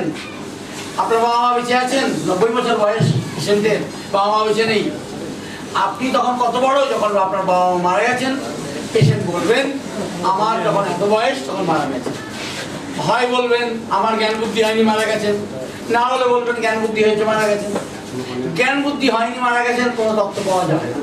বড়দের কাছে শোনেননি কিছু আপনি? না, আমি জানি না, খারাপটাই বলি। তো উনি কিছু জানেন না, কোনো তথ্য পাওয়া গেল না। আর ঠিক আছে, আপনি এটা বলুন, আপনার যখন জ্ঞান বুদ্ধি হয়েছে আপনি কি জন্য আপনাকে ডাক্তার দেখানো হতো? আমাকে ডাক্তার দেখানো হয়নি। তো আপনি আজকে যে কষ্টের জন্য আমার কাছে এসেছেন, কবে থেকে ভুগছেন? এই কিছুদিন হলো আপনি ভুগছেন। আর এতদিন কোনো কষ্ট ছিল না, যা ছিল ওটা সবারই থাকে, একটু একটু নিয়ে মাথা ঘামায়নি। কিন্তু এখন কষ্ট বাড়াবাড়ি। কি আছে কাগজপত্র আপনার কাছে? আপনি দেখলেন, বিরাট ফাইল বার করে দিলেন। আপনি দেখলেন 3rd degree metastasis, liver CA, যা আছে কি আর করা, পেশেন্ট তো আপনাকে দেখতেই হবে। এবার আপনার পরবর্তী ইন্টারোগেশন। আচ্ছা বলুন তাহলে, আপনি যখন বুঝতে শিখেছেন তখন আপনি প্রথম কথা হলো পড়াশোনা করেছেন? উনি বললেন না। বাবা মানে কে পড়াবে? খাওয়াই জোটে না পড়া। বেশ, তো যাদের কাছে ছিলেন, কার কাছে ছিলেন বলেন, ইত্যাদি ইত্যাদি, তারা আপনাকে কি জন্য বকতেন? লোকের বাড়ি কাজ করলে তো বকবি। তো বকা খেতেন, তো আপনি ঠিকঠাক মতো কাজ করছেন না কেন? ও যতই করি ওরা বলবে আরো করো। কোনো দিশা নেই, শুধু অন্ধকার ফেলে দিচ্ছে আপনাকে বারবার। তারপর কি করলেন? তারপর আমি ঠিক করলাম এদের কাছে থাকবো না, মরে যাই ভালো, না খেয়ে মরবো, এদের বাড়ি থাকবো না। কতদিন পরে ভাবলেন? কত বয়স তখন? কত হবে? 14 বছর হবে। এতদিন ভাবলেন না কেন? ভাবিনি, হঠাৎ ভাবনা মাথায় এলো কেন? তো মানুষের তো সহ্যের সীমা আছে, আমার সহ্যের সীমা ছাড়ালো। একটু ভেবে দেখুন, সহ্যের সীমা ছাড়ালো না আপনার মনে হলো এইভাবে এদের কাছে ছাড়াও বাঁচা যায়? বলতে পারেন? তার মানে আমি এখান থেকে কি বলতে চাইছি? আমি বলতে চাইছি এই মানুষটি, এই যে যেমন কোনো কথা বলে, যখন বুদ্ধি হলো তখন তো পড়াশোনা করতাম। বুদ্ধি কবে হলো আপনার? তখন বিয়ে পাস করে গেছি, তারপর বাবা বিয়ে দিয়ে দিল, তারপর যখন একটা বাচ্চা হলো আমার তখন মনে হলো না, মানে বুঝুন বুদ্ধি, নাট বল্টু কত ঢিলা ছিল, নাট বল্টু টাইট হলো একটা বাচ্চা হওয়ার পরে, কিন্তু হয়েছিল যাদের কোনোদিন টাইট হয় না। এই যে টাইট হয়েছিল বুদ্ধি, তাহলে সিভিলিনাম। টাইট হয়নি, তখন কাজের বাড়ির লোক বকতো, তারপরে এক জায়গায় গেলাম, একটা দোকানে কাজ নাম, তারা বকতো, তারপরে এখন বউ বকে। কি আপনার বুদ্ধি হয়নি? এই জানে, ওরা তো তাই বলে, হয়নি মানে চেঞ্জ হয়নি, মানে সরিনাম হয়নি, কিন্তু হয়েছিল একটা বাচ্চা হওয়ার পর সিভিলিনাম। এইবার স্যার জিজ্ঞেস করবে যদি এর আগে আসতো তাহলে কি হবে?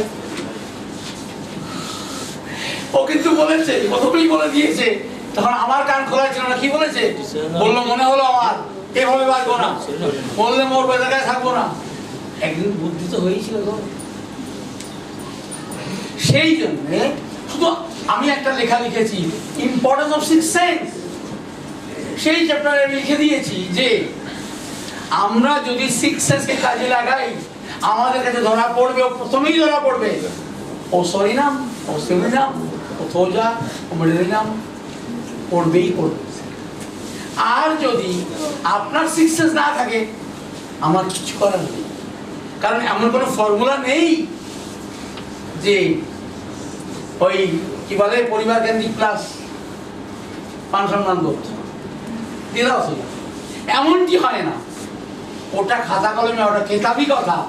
আসল কথা হলো আপনাকে বুদ্ধি দিয়ে, মানে হলো আপনার সিক্স সেন্স দিয়ে বিচার করে কনফার্ম করতে হবে is it right or not. সেই জন্য আমি যদি বলি কোনটা মানবেন আমার কথা না, আপনার বিচার বুদ্ধি মানে আপনার সিক্স সেন্স দিয়ে, ষষ্ঠ ইন্দ্রিয় দিয়ে, বিচার বুদ্ধি দিয়ে বিচার করে দেখতে হবে স্যার শুধুই পাগলের মতো বকে গেল, এর মধ্যে কোনো মশলা আছে কি না। তাহলে কিন্তু শুরু তো প্রথমে আমাকে করতেই হবে। এবার দায় আপনার, বল আমি আপনার করে দিয়ে দিচ্ছি, খেলবেন আপনি, আপনার বিচার বুদ্ধি। তাহলে আমি একটু আগে যে কেসটা বলেছি খুবই খারাপ কেস, বাবা মা মরে গেছে ছোটবেলায়, ছোটবেলা থেকে উনি কোনো তথ্য দিতে পারেননি, বাবা মায়ের কথা কি বংশ পরিচয় কিছু জানা যায়নি, শুধু বললেন একটু অর্ধ কষ্ট হতো, কিছু মনে করিনি, কোনো ওষুধপত্র খাইনি। কিন্তু এখন আমার চিকিৎসা চলছে, ডাক্তারবাবুরা বলে দিয়েছেন ক্যান্সার ছড়িয়ে পড়েছে বিভিন্ন জায়গায়, আমাকে অপারেশন করা হয়েছিল, তারপর আমাকে রেডিওথেরাপি করা হয়েছিল, কেমোথেরাপি করা হয়েছিল ইত্যাদি ইত্যাদি। কিন্তু আমার শরীরটা ক্রমাগত খারাপের দিকেই যাচ্ছে। এখানে একটা কথা বলবার, আচ্ছা আমি না, আমি না বলবো, বুঝিস, একটা কথা ভাববার, মানুষটি ঠিকঠাক ছিলেন, এখন বয়স 90, 89 বছর বয়স পর্যন্ত ঠিকঠাক ছিলেন ওটার উপর, কিন্তু 90 বছর পড়ার পরে ওনার উপর অনেক ঝড় বয়ে গেছে। অপারেশন, তার জন্য ওষুধপত্র, রেডিওথেরাপি, তার জন্য বিভিন্ন ওষুধপত্র,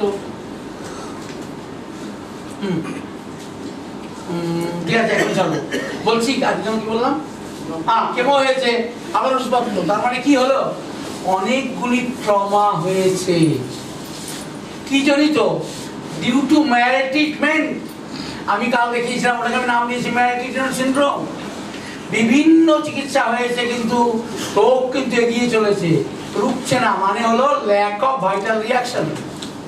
বরং বলা ভালো, এর আগে যাও বা হচ্ছিল, আমার শরীরে জোর ছিল, খাওয়া দাওয়ার ইচ্ছা ছিল, আমি মানুষের সঙ্গে কথা বলতাম, একটু টিভি দেখতাম, একটু গান শুনতাম, কিন্তু এখন আমার কিছুই ভালো লাগে না। কি বোঝা গেল? মানুষটি ধীরে ধীরে ধীরে ধীরে তলিয়ে যাচ্ছে। তাই যদি হয় ঘটনা, তাহলে এটা কি না, due to maltreatment, due to trauma, repeated trauma, trauma due to different medicine.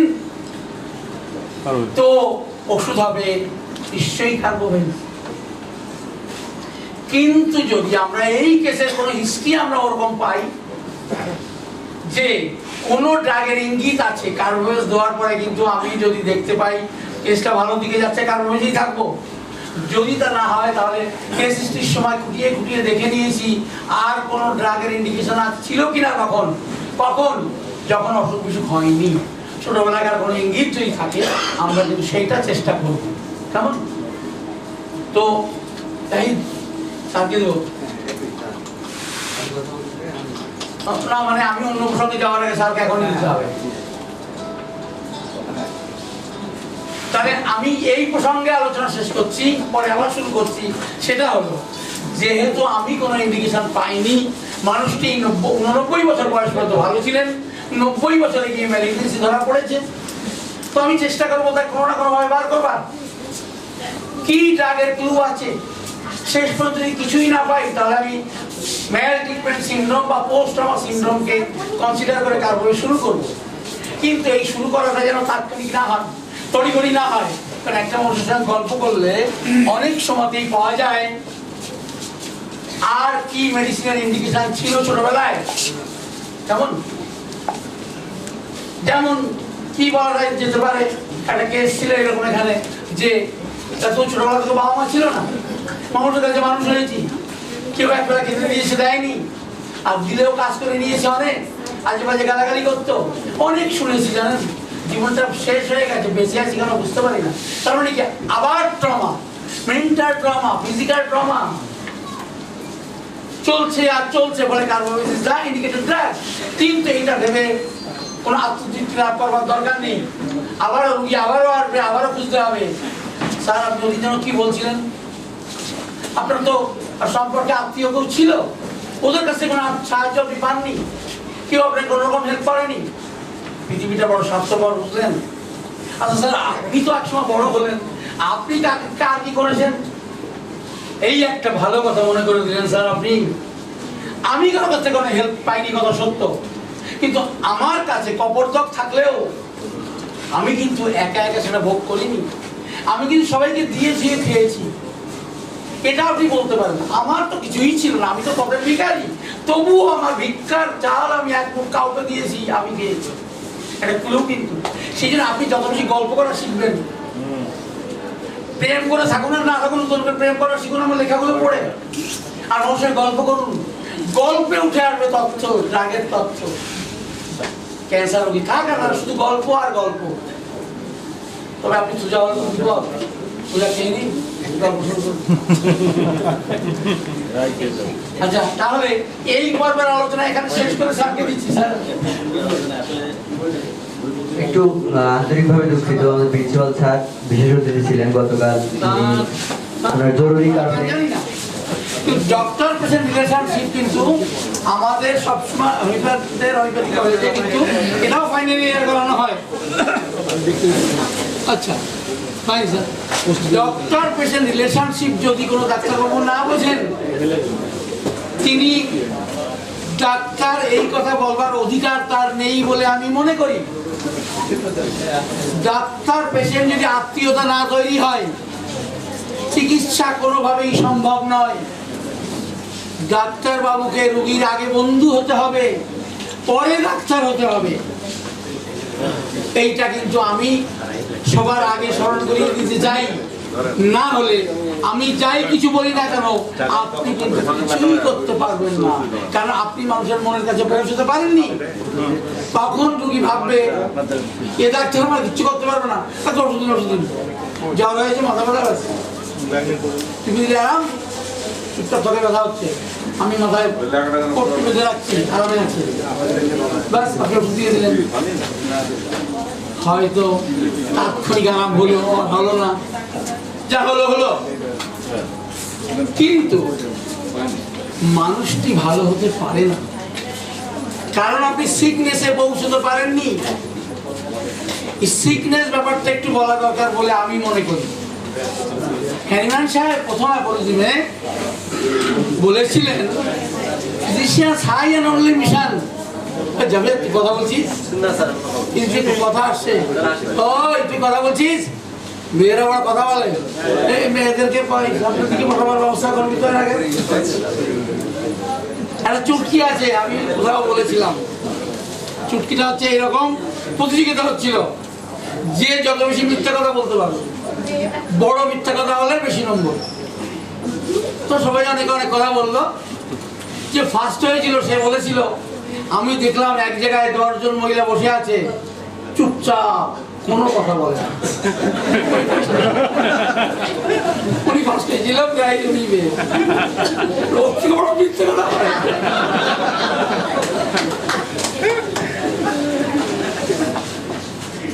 তোমরা শোনো, তোমরা যত কথা বলবা তোমরা নিজেরাই ফাঁকিতে পড়বা, তোমার কিছু বলার থাকবে না। তবে আমার বলা এই জন্য, তোমার পাশে যারা রয়েছে তারও ক্ষতি হচ্ছে, তোমার তো হচ্ছেই, তারও হচ্ছে। কি যেন বলছিলাম, ডক্টর রিলেশনশিপ। যদি আমি তার মনের কাছে পৌঁছতে পারি, সে কিন্তু সব কথা বলবে। সব কথা বলবে মানে সে মনে করবে এই সেই ব্যক্তি যাকে আমি সব কথা বললে সমস্যা সমাধান হতে পারে।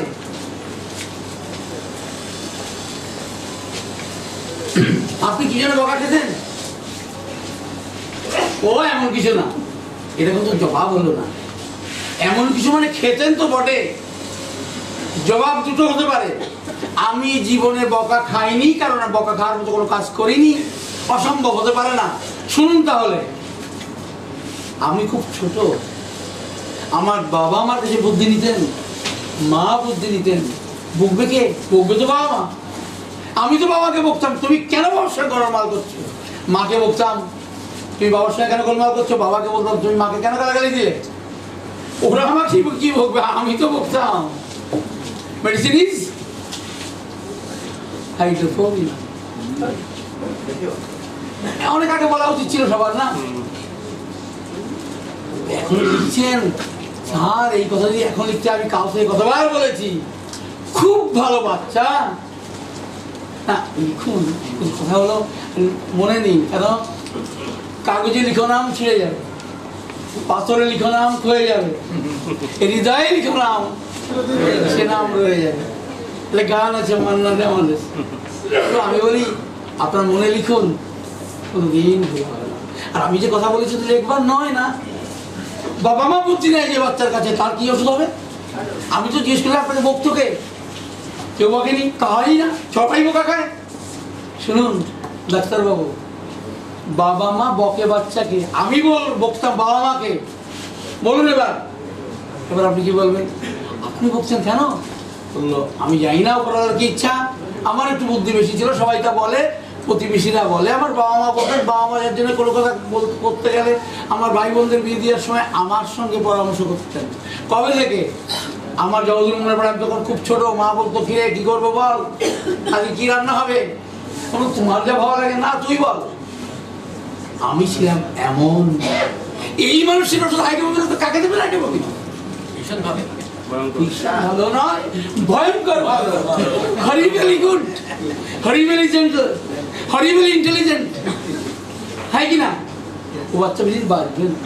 তাইও আপনি যে বাচ্চা বলেন অনেক বড় হয়ে পৃথিবীতে এসেছে, ম্যাচিওর হয়ে, তাইও কতদিন বাঁচবে?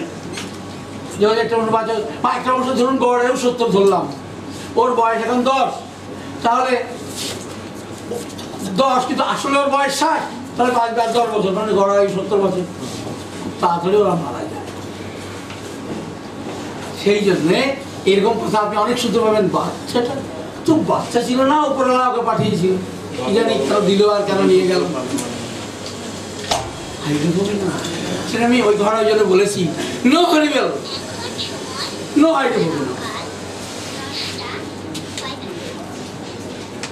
তাহলে গেল এই দিকটা, এত সহজ দিক। এবার হচ্ছে এই দিকটা, আমি বকা খেতাম, আমি বদমাশ ছিলাম। তারপর কথা হচ্ছে যেই লোকটি বলেছিল আমি পথের ভিখারি ছিলাম, কিন্তু আমার যা হতো আমি লোকের দুঃখ দেখে তাকে সেখান থেকেও ভাগ দিতাম। লোকে বলতো আরে তোর দোকানে তুই এবার দিস কেন? আমি বলতাম আমি তো একা খেতাম, দুজনে ভাগ করে খেলাম, কেন? কোনো আনন্দ আছে তাদের। ডায়াবেটিস তো নিজের সবটাও দিয়ে দেয়, না খেয়ে থাকে, তাই তো না খেয়ে একদিন মারা যায়। এ বললো একা খাবো, দুজন মিলে খেলে আনন্দ আছে। তাহলে আমরা যদি মানুষের সঙ্গে ডক্টর রিলেশন ওভাবে করতে পারি, পেশেন্ট তার সমস্ত মনের কথাগুলি বলবে, আপনার পক্ষে ডিসিশন নিতে সুবিধা হবে। এই কথা মনে রাখা খুব জরুরি। আমরা কিন্তু কেউ কোনো না কোনো ওষুধ হয়ে পৃথিবীতে এসেছি, আমরা সবাই কেউ কোনো না কোনো ওষুধ হয়ে পৃথিবীতে এসেছি। যদিও আমার মধ্যে সব ওষুধ আছে, সব 6টাই আমার মধ্যে আছে, আপনার মধ্যেও আছে, সবার মধ্যে 6টা। আপনার ডিউটি খুঁজে ফেরা 1 নম্বরে কে, 2 নম্বরে কে। হ্যাঁ না, এটাও ওরই বলে, নিজেও খেতাম অন্যকে দিতেন, কেন দিতেন? আপনার তো জোটে না, সবাই মিলে ভাগ করে খাওয়ায় আনন্দ আছে। টিউবারকুলোসিস কি ভুলে গেল না? আবার দেখুন এই প্রসঙ্গ যখন তুললেনি, তাহলে একটু কম্পারেটিভ ডিসকাস করি। সে হলো সিফিলি নাম হলো আত্মকেন্দ্রিক, স্বার্থপর।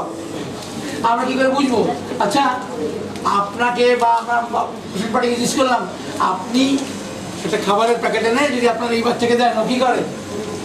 বন্ধন বাচ্চা, ও কাউকে দিতে চায় না, জোর করে দিতে হয়, ওতে কেড়ে নিতে হয়। ও আত্মকেন্দ্রিক বাচ্চা, ও সিভিল নাম হতে পারে, কনফার্মেশন অবশ্য করতে হবে আপনাকে, এটা একটা দিক সিভিল নামে। আর একটা বাচ্চা কি দেখুন, আমরা ছোট বাচ্চাদের যদি দেই, সবাইকে দেবে, আমাকে দেবে, সবাইকে দেবে, তারপরেও খাবে। ধরুন মেয়েটা এবার বদমাস, কি বলতো, ওকে যা কিছু এনে দেবো, অর্ধেকটাকে সরিয়ে রাখবে। কিরে আলাদা করছিস কেন? আমি খাবো। ও যদি খেত আমার দুঃখ ছিল না, ও নিয়ে গিয়ে প্রতিবেশীদের বাচ্চাদের বিলাবে। তাই বাবা বললো বদমাস, অর্ধেকটা সরিয়ে রাখবে, বাকি অর্ধেকটা আমাদের সবাইকে দেবে, তুই খা। বলে আমি পরে খাবো, রেখে দিয়েছি আমি। আসলে যেন খায় না, সবাইকে বিলায়। দেখলেন তো? তাহলে ওদিকে হলো সুরিনাম স্বার্থপর, ঠিক উল্টা সবাইকে দেয়, ও হলো টিউবারকুলার। আর মাঝে যারা আছে তারা হলো পরিবার কেন্দ্রিক, শুধু পরিবারের মাকে দেবে, বাবাকে দেবে, ভাইকে দেবে, দাদাকে দেবে, বোনকে দেবে, ও খাবে। এটা পরিবার কেন্দ্রিক, এই হলো সাইকোটিক ভিটামিন। তাহলে আমরা শুধু দেয়া থোয়া দিয়ে মায়ের জন্য পৌঁছলাম তিনটে: আত্মকেন্দ্রিক, স্বার্থপর সিপ্রিনাম, পরিবার কেন্দ্রিক থুজামিডোনিনাম, আর হচ্ছে সর্বজনীন টিউবারকুলার। আমরা একটু একটু করে বিভিন্ন কম্পারেটিভ ডিসকাশনে ফিরে যাই এইখান থেকে। সে হচ্ছে কান্না। আমার লেখাগুলির মধ্যে আছে কেমন করে কাঁদলে কোনটা কবে পরপর পরপর লেখা আছে। দেখুন সব বাচ্চা কাঁদে না। আমরা প্রথমে দুটো ভাগে ভাগ করে নিই। একটু আগেও একটা ফোন ছিল আমার, একটা মায়ের ফোন। আমার বাচ্চা কাঁদেনি, প্রতিবেশী বলতো তোমার ঘরে বাচ্চা হয়েছে আমরা বুঝতে পারি না। তোমার বাচ্চা কি কাঁদে না? তোমার বাচ্চাকে খিদে পায় না? তোমার বাচ্চাকে প্রস্রাব করে বিশ্রাম যায় না? সবই করে কিন্তু কাঁদে না আমার বাচ্চা। আমার বাচ্চা ভীষণ ভালো। কিন্তু আপনি ডাক্তারবাবু মনে মনে বলুন এটা ভীষণ খারাপ, এসে ওষুধ দেবো। ওষুধ হবে ফাইব্রোমিন। আমার বাচ্চা ভয়ঙ্কর কাঁদে, আমাদের ঘুমোতে দেয় না, কাউকে ঘুমোতে দেয় না, প্রতিবেশীকে ঘুমোতে দেয় না। আমি জানি না কেন কাঁদে, কিছুতে চুপ করানো যায় না। আবার ছেড়ে দিই। এবার হচ্ছে তুই কাঁদে, কাঁদে খিদে পেলে কাঁদে, পেছনা বিশ্বাস করে কাঁদি জানে কাঁদে। কান্না বন্ধ হয় কিসে? খিদে পেলে তো খাবার দিতে বন্ধ হয়ে না। না ওটা বলেছি, এমনিতে আপনাদের ঘুমোতে দেয় তো। ঘুমোতে দেয় মানে কি বলবো না, সব বাচ্চা। আমরা যখন কাজ করি ও তখন ঘুমোয়, আমরা যখন ঘুমোতে যাই ও তখন কাঁদে। এটা তো একটা অস্বাভাবিক, অসাধারণ হলো। কারণ দিনে সবাই দিনে খেলাধুলা ইত্যাদি করে, রাতে ঘুমায়, আরও দিনে ঘুমায় রাতে জাগে। এটা কিন্তু সরিনাম হলো। এবার আমরা এইভাবে সরিনাম দেবো না, আর একটু দেখে নেবো সরিনাম আর কি কি করে। যেহেতু কান্না দিয়ে কথা উঠেছে তাই কান্না দিয়েই বলবো। এই কোথায় আপনারা বসবেন ভাই? ডাক্তাররাই বসতে পারছে না, আপনারা বাইরে থাকলেই তো ভালো। কোথায় গিয়ে বসবেন? প্যাকিং করে আছে বেশ বেশ বেশ, ঠিক আছে ঠিক আছে। যেহেতু কান্না দিয়ে কথা বলছি তো কান্নাটাই থাকি সীমাবদ্ধ, পরে অন্য জায়গায় যাবো। তাহলে আমরা দেখলাম দিনে কাঁদে, সরি দিনে ঘুমোয় রাতে কাঁদে। একটা পেলাম ভীষণ কাঁদে, একটা পেলাম একদম কাঁদে না। এরপরে হচ্ছে কাঁদে, তবে ওকে কোলে নিয়ে বসে থাকলে ঘুমোয়, চুপ থাকে, এটাও সরি না। কাঁদে তবে কোলে নিয়ে ঘুরে বেড়াতে হয়, তাহলে কাঁদে না। কখন? দিনে রাতে যখনই হোক। ওর সব থেকে বড় ওষুধ হচ্ছে ঘুরে বেড়ানো, খাবারের দরকার নেই। এই কান্না কিন্তু টিউবারকুলার ডায়াবেটিসের কান্না। মানে হলো টিউবারকুলার ব্যাসিলাম ব্রুসেলা কি ঘুরে বেড়ালে কান্না বন্ধ হয়। আমার একটা লেখা আছে এখানে, importance of weeping during early life. সেখানে আমি এই কথাগুলো লিখে দিয়েছি, কি ধরনের কান্না, কি তার ওষুধ, কোনটা স্বাভাবিক কান্না, কোনটা অস্বাভাবিক কান্না, স্বাভাবিক কান্না কেন কাঁদে, অস্বাভাবিক কান্না কেন কাঁদে, স্বাভাবিক কান্নার জন্য কোনো ওষুধ নেই, অস্বাভাবিক কান্নার জন্য ওষুধ আছে, কি ধরনের কান্না, কিভাবে চুপ করলে কি ওষুধ হবে। কিন্তু মনে থাকে জানো, ড্রাগ আমি লিখেছি কিন্তু কনফার্মেশনের দায় আপনার। আপনি কান্না দেখেই ওষুধ দিতে পারেন না, আপনি একটা ক্লু পেলেন, একটা রাস্তার দিশা পেলেন। আমি তো জয়তী সোসাইটি যাবো ভাই, কোথা দিয়ে যাবো সেটা এখান থেকে বলা যাবে না। আমি বলতে পারি আপনি সোজা গিয়ে ডান দিকে দিয়ে তারপর কোনো লোককে জিজ্ঞেস করবেন। আমি আপনাকে বলবো সোজা গিয়ে ডান দিকে যাবেন, তারপরে জিজ্ঞেস করবেন। মানে আপনি পড়াশোনা করে ঠিক করবেন কোনটা করা উচিত। বাকি সব কথা তো কান্না দিয়ে হতে পারে না, কনফার্মেশন তো চাই। তো কনফার্মেশন আপনাকে করতে হবে উইথ ইউর সিক্স সেন্স। মানে হলো আপনাকে সবার আগে সুস্থ হতে হবে, মানে হলো আপনার নিজের ওষুধটা আপনাকে ঠিক করতে হবে। নিজের যদি ঠিক না করতে পারেন আপনি ভাই ডাক্তারি করতে পারবেন না, কারণ আপনি এই ধৈর্য ধরে জিজ্ঞাসা করতে পারবেন না। আর ধৈর্য ধরে জিজ্ঞাসা করতে না পারেন আপনি কুলুপ পাবেন না। যদি বা কুলুপ নেন তো ডাইনি ভাই হয়ে যাবে, হসপস হয়ে যাবে, জয়দি যাওয়ার জায়গায় উল্টো দিকে চলে গেছে। কারণ রাস্তা অনেক বদমাশ লোক আছে যারা বলবেন ও জয় যাবেন এইদিকে এইদিকে, আপনার যেতে হবে এইদিকে, বলো ওইদিকে, কারণ আপনার সিক্সেস নেই। আমি জানি না জয়দি কখন এদিকে হতে পারে না, কারণ আমি জানি জয়দি রেলগেটের দিকে, ও বলছে আপনাকে উল্টো দিকে যেতে, তো মাথায় কিছু নেই। আরে ভাই রেল লাইন কোন দিকে বলুন না, রেল লাইন এদিকে, জয়দি এইদিকে, তার হয় কারণ হয় যদি আপনার সিক্স সেন্স না থাকে। ভাই প্লিজ নিজেকে তো প্রথম সুস্থ করুন, রোগীকে পরে সুস্থ করবেন। এই আজকে থেকে আপনার ডিউটি হোক এই পড়াশোনা করে আপনার কি ওষুধ হবে ঠিক করা। আপনি একটা ডিসিশনে পৌঁছলেন, আমার কার্ড আপনাদের কাছে আছে, আপনি আমাকে ফোন করে বলুন স্যার আমার মনে হয়েছে আমার মেডিসিন এই হবে, কারণ ফার্স্ট অ্যান্ড ফরমোস্ট ব্যারিয়ার হচ্ছে এই অমুক সিভিলামের ব্যারিয়ার আমার। আমি যখন জিজ্ঞেস করবো কেন বললেন আপনি এই কথা, উনি বলবেন আপনি বলবেন এই জন্য বললাম। আমি বলবো এটা নয় কেন, আপনার মা কি বলেছে, বা মা আজকে নেই, তাহলে আপনার বড়রা কি বলেছে আপনাকে, এই বলেছে কি। আমি জানি সিভিলিয়ামকে কনফার্ম করতে, আমি আপনাকে উল্টো উল্টো কথা বলবো। আপনি যেই বলবেন স্যার মনে হচ্ছে আমি সিভিলিয়াম, আমি তখন বলবো কেন আপনার তো কোনোদিন বুদ্ধি হয়নি, আপনি তো একই করে হয়ে গেছেন। না স্যার বুদ্ধি হয়েছিল কবে, মাধ্যমিকের পরে। কি করে বুঝলেন, আমি এই করেছি, আমি এই করেছি। তার আগে কেন আপনাকে বকতো, কি জন্য দুষ্টুমি যেন মার খেতেন, স্কুলে রোজ যেতেন না, বৃষ্টি হলে স্কুল খাপাকাই দিতেন। তো এভাবে আমি বিচার করে দেখবো, হ্যাঁ আপনি সিভিলিয়াম। যদি আপনি সিভিলিয়াম হন, ওষুধ খাওয়ার পর আপনার ধৈর্য বাড়বে, আপনার মেমোরি বাড়বে, আপনার পড়বার মানসিকতা তৈরি হবে। আগে আপনি 3 মিনিট পড়লে ঘুমিয়ে যেতেন, এখন 3 ঘন্টায় ঘুম আসে না, বউ অশান্তি করে, কি হলো আলো জেলে রেখেছো, অন্য জায়গায় ঘর ভাড়া নাও, তোমার সঙ্গে ঘর করবো না, তুমি রোজ রাত থেকে পড়বে আর আমি কি করবো, আমাকে সকালে উঠে সংসারের কাজ করতে হবে। স্বামী স্ত্রী যখন গোলমাল হয়ে গেছে বুঝবেন আপনার ঠিক আছে।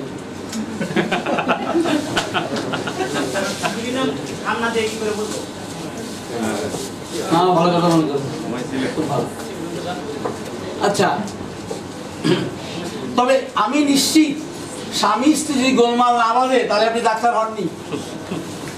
আমি কিন্তু প্রমাণ করেছি আমার নিজেকে, আমার বউয়ের সঙ্গে ভাব নেই,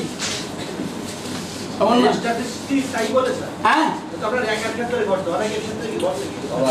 আমি চাই সবার ক্ষেত্রে করুক। আপনার বউ আপনাকে ছেড়ে দিই, আমার মতো লোকের সঙ্গে ঘর করবো না। আমার স্ত্রী আমার কাছে একটা ফোন করতে হলে যদি 15 মিনিট দাঁড়িয়ে থাকে না, একবার ফোন আসছে চলে যায় রাগ করে, তো স্বামী স্ত্রী ঘর হবে কি করে, ঘর জেনারেট দিয়ে আটকে রেখেছি বুঝলেন, আঠা দিয়ে, নাহলে ঘর অনেক আগেই ভেঙে যেত। আমি চাই আপনার ঘর ভেঙে যায়, মানে লোকেরা ভালো হোক। আপনার ঘর নিয়ে আমার দরকার নেই, আমার লোক ভালো হওয়া দিয়ে আমার দরকার আছে। আমি স্বার্থপরের মতো কথা বলে আপনার ঘর ভেঙে যাক, আপনার রোগী ভালো। সিভিলিয়ামের কান্না খুব ভালো। দেখুন কালকে ওই স্যার আমাকে বলে দিয়েছিলেন, যখন বলিনি আজকে কম্পারেটিভ ডিসকাশন করবো বলে, সিফিলিনাম, সরিনাম, টিউবারকুলোসিস এরা 3 জনই সবার করে যায়। পূজার মেয়েরও শুধু পরিবারের লোকেদের করে যায়, ঝামেলা চুকে গেল শুধু পরিবারের লোকেদের করে যায়। গিয়াসউদ্দিন সাহেব কি এখন ঢুকলেন, আগে এসেছিলেন, ঠিক আছে। কি বললাম, পূজা আর মেডো শুধুমাত্র পরিবারের লোকেদের কোলে যায়, ঝামেলা শেষ।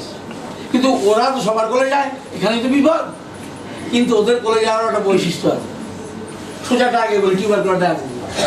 এরা সবার কোলে যায়, কিসের স্বার্থে জানেন, ওদের কোলে নিয়ে ঘুরাবে, একটাই বুঝে, ওর বুদ্ধি খাটো, শুধু ঘুরতে চায়, শুধু ঘুরতে চায় আর ঘুরতে চায়। ওরে তোকে বললাম না বললে আনবি না, আপনার গলা ফ্যাসফেসে হয়ে গেছে। 3 দিন ধরে বকছি বুঝলি, এখন খোলা আছে মোরালার অনেক মেহরবানি। 3.5 দিন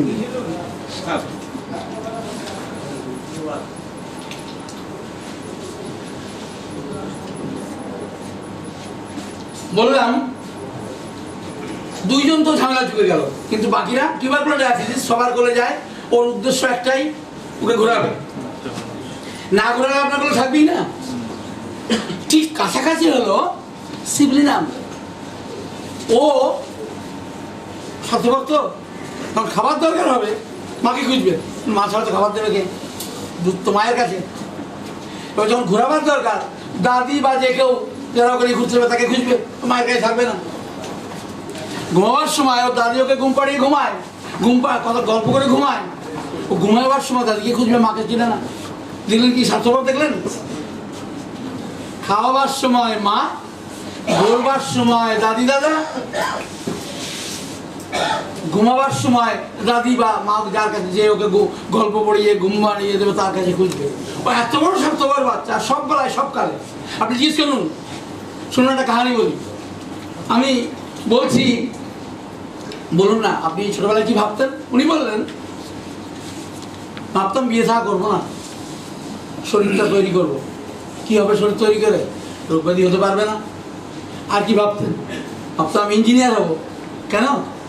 আমাদের গায়ের রাস্তাটা কাদা, ওটাকে পাকা করবো। আমি ভাবলাম সবার জন্য বলছে। উমা বলে কি বয়স্ক লোক, উনি বললেন আসলে ছোটবেলা থেকে কাদা পাড়ি না, অসহ্য হয়ে গেছে, একটু ভালোভাবে চলবো, এর জন্য ইঞ্জিনিয়ার হবো, রাস্তা পাকা করবো। কারো কথা বললো না, আমি তো অবাক বলে গেলাম। এরকম বহু কাহানি আছে গো। শিবনাম কেমন করে বুঝিয়ে দেয় ও স্বার্থপর। কারো কিছু এসে যায় না ভাই। ওর জীবন দর্শন আছে একটা কথা, নিজে বাঁচো আগে, নিজে নিজে বাঁচলে বাপের নাম। এই হলো ওর জীবন দর্শন। ফলে আমাদের শিবনাম লিখতে খুব 2-3 লাইন লাগে। আমাদের ম্যাট্রিকে বড় ছোট, নিজে বাঁচলে বাপের বাস, শিবনাম খতম। এবার আপনি খুঁজতে হবে জন্ম থেকে বার্ধক্য পর্যন্ত এই নিজে বাঁচলে বাপের নামের আমি লিখে দিয়েছি ধাপে ধাপে। জন্মবার পরে, শৈশবে, কৈশোরে, যৌবনে, ভরা বয়সে, বার্ধক্যে শিবলী নামের আচরণ কেমন হয় আমি একদম এমনি করে লিখে দিয়েছি আমার লেখার মধ্যে।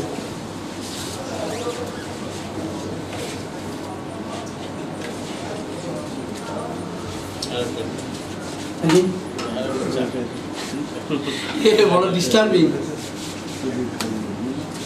অ্যাকচুয়ালি আমি কিন্তু চা খাইনি স্যার, খাই না, শুধুমাত্র বলেছিলাম যদি বাই চান্স ওরা আটকে যায় বিবাদ হবে, তাই জন্য ওকে বলেছে। এখন তো বলে বিবাদ হয়ে গেছে, ভালো ভালো। হ্যাঁ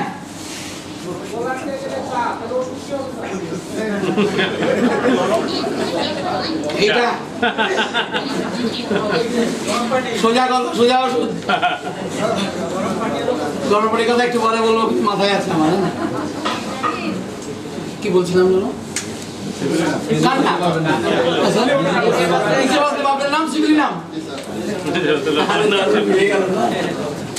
কিন্তু তাহলে আমি বলেছি এই যে স্যার আমাকে প্রশ্ন করেছিল, কি বলেছিল শিবলী নাম কিভাবে কাঁদে? আমি বললাম শিবলী নাম কাঁদে খিদে পেলে মায়ের জন্য, ঘুমাবার সময় হলে দাদির জন্য, আর বেড়াবার সময় হলে দাদার জন্য, মানে যে ওখানে ঘুরতে যাবে। গেল এই প্রসঙ্গ। এবার সরিনাম তো সবার কোলে ওঠে, কিন্তু সরিনামের কোলে ওঠার একটা বিশেষ বৈশিষ্ট্য আছে। কারো কোলে উঠে বেশিক্ষণ থাকে না, কোল পাল্টায়। এর জন্যে ও মনে করে, কালকে বলেছিলাম ওর জীবন দর্শন, নদীর এপার কহে ছাড়িয়া নিঃশ্বাস, ওপারে সকল সুখ আমার বিশ্বাস। আবার ওপারে গিয়ে তার মনে হয় না ওপারেই ঠিক ছিল, যখন এপারে গেল তখন আবার এপারে এসেও আর ভালো লাগছে না, বোধহয় ওপারেই ঠিক ছিল, ব্যাস ওটা পাগল হয়ে গেল। বলার পাগল আছে ডাক্তার, পাগল ডাক্তার আজ এখানে চেম্বার করে, তো ওখানে চেম্বার করে যাস না।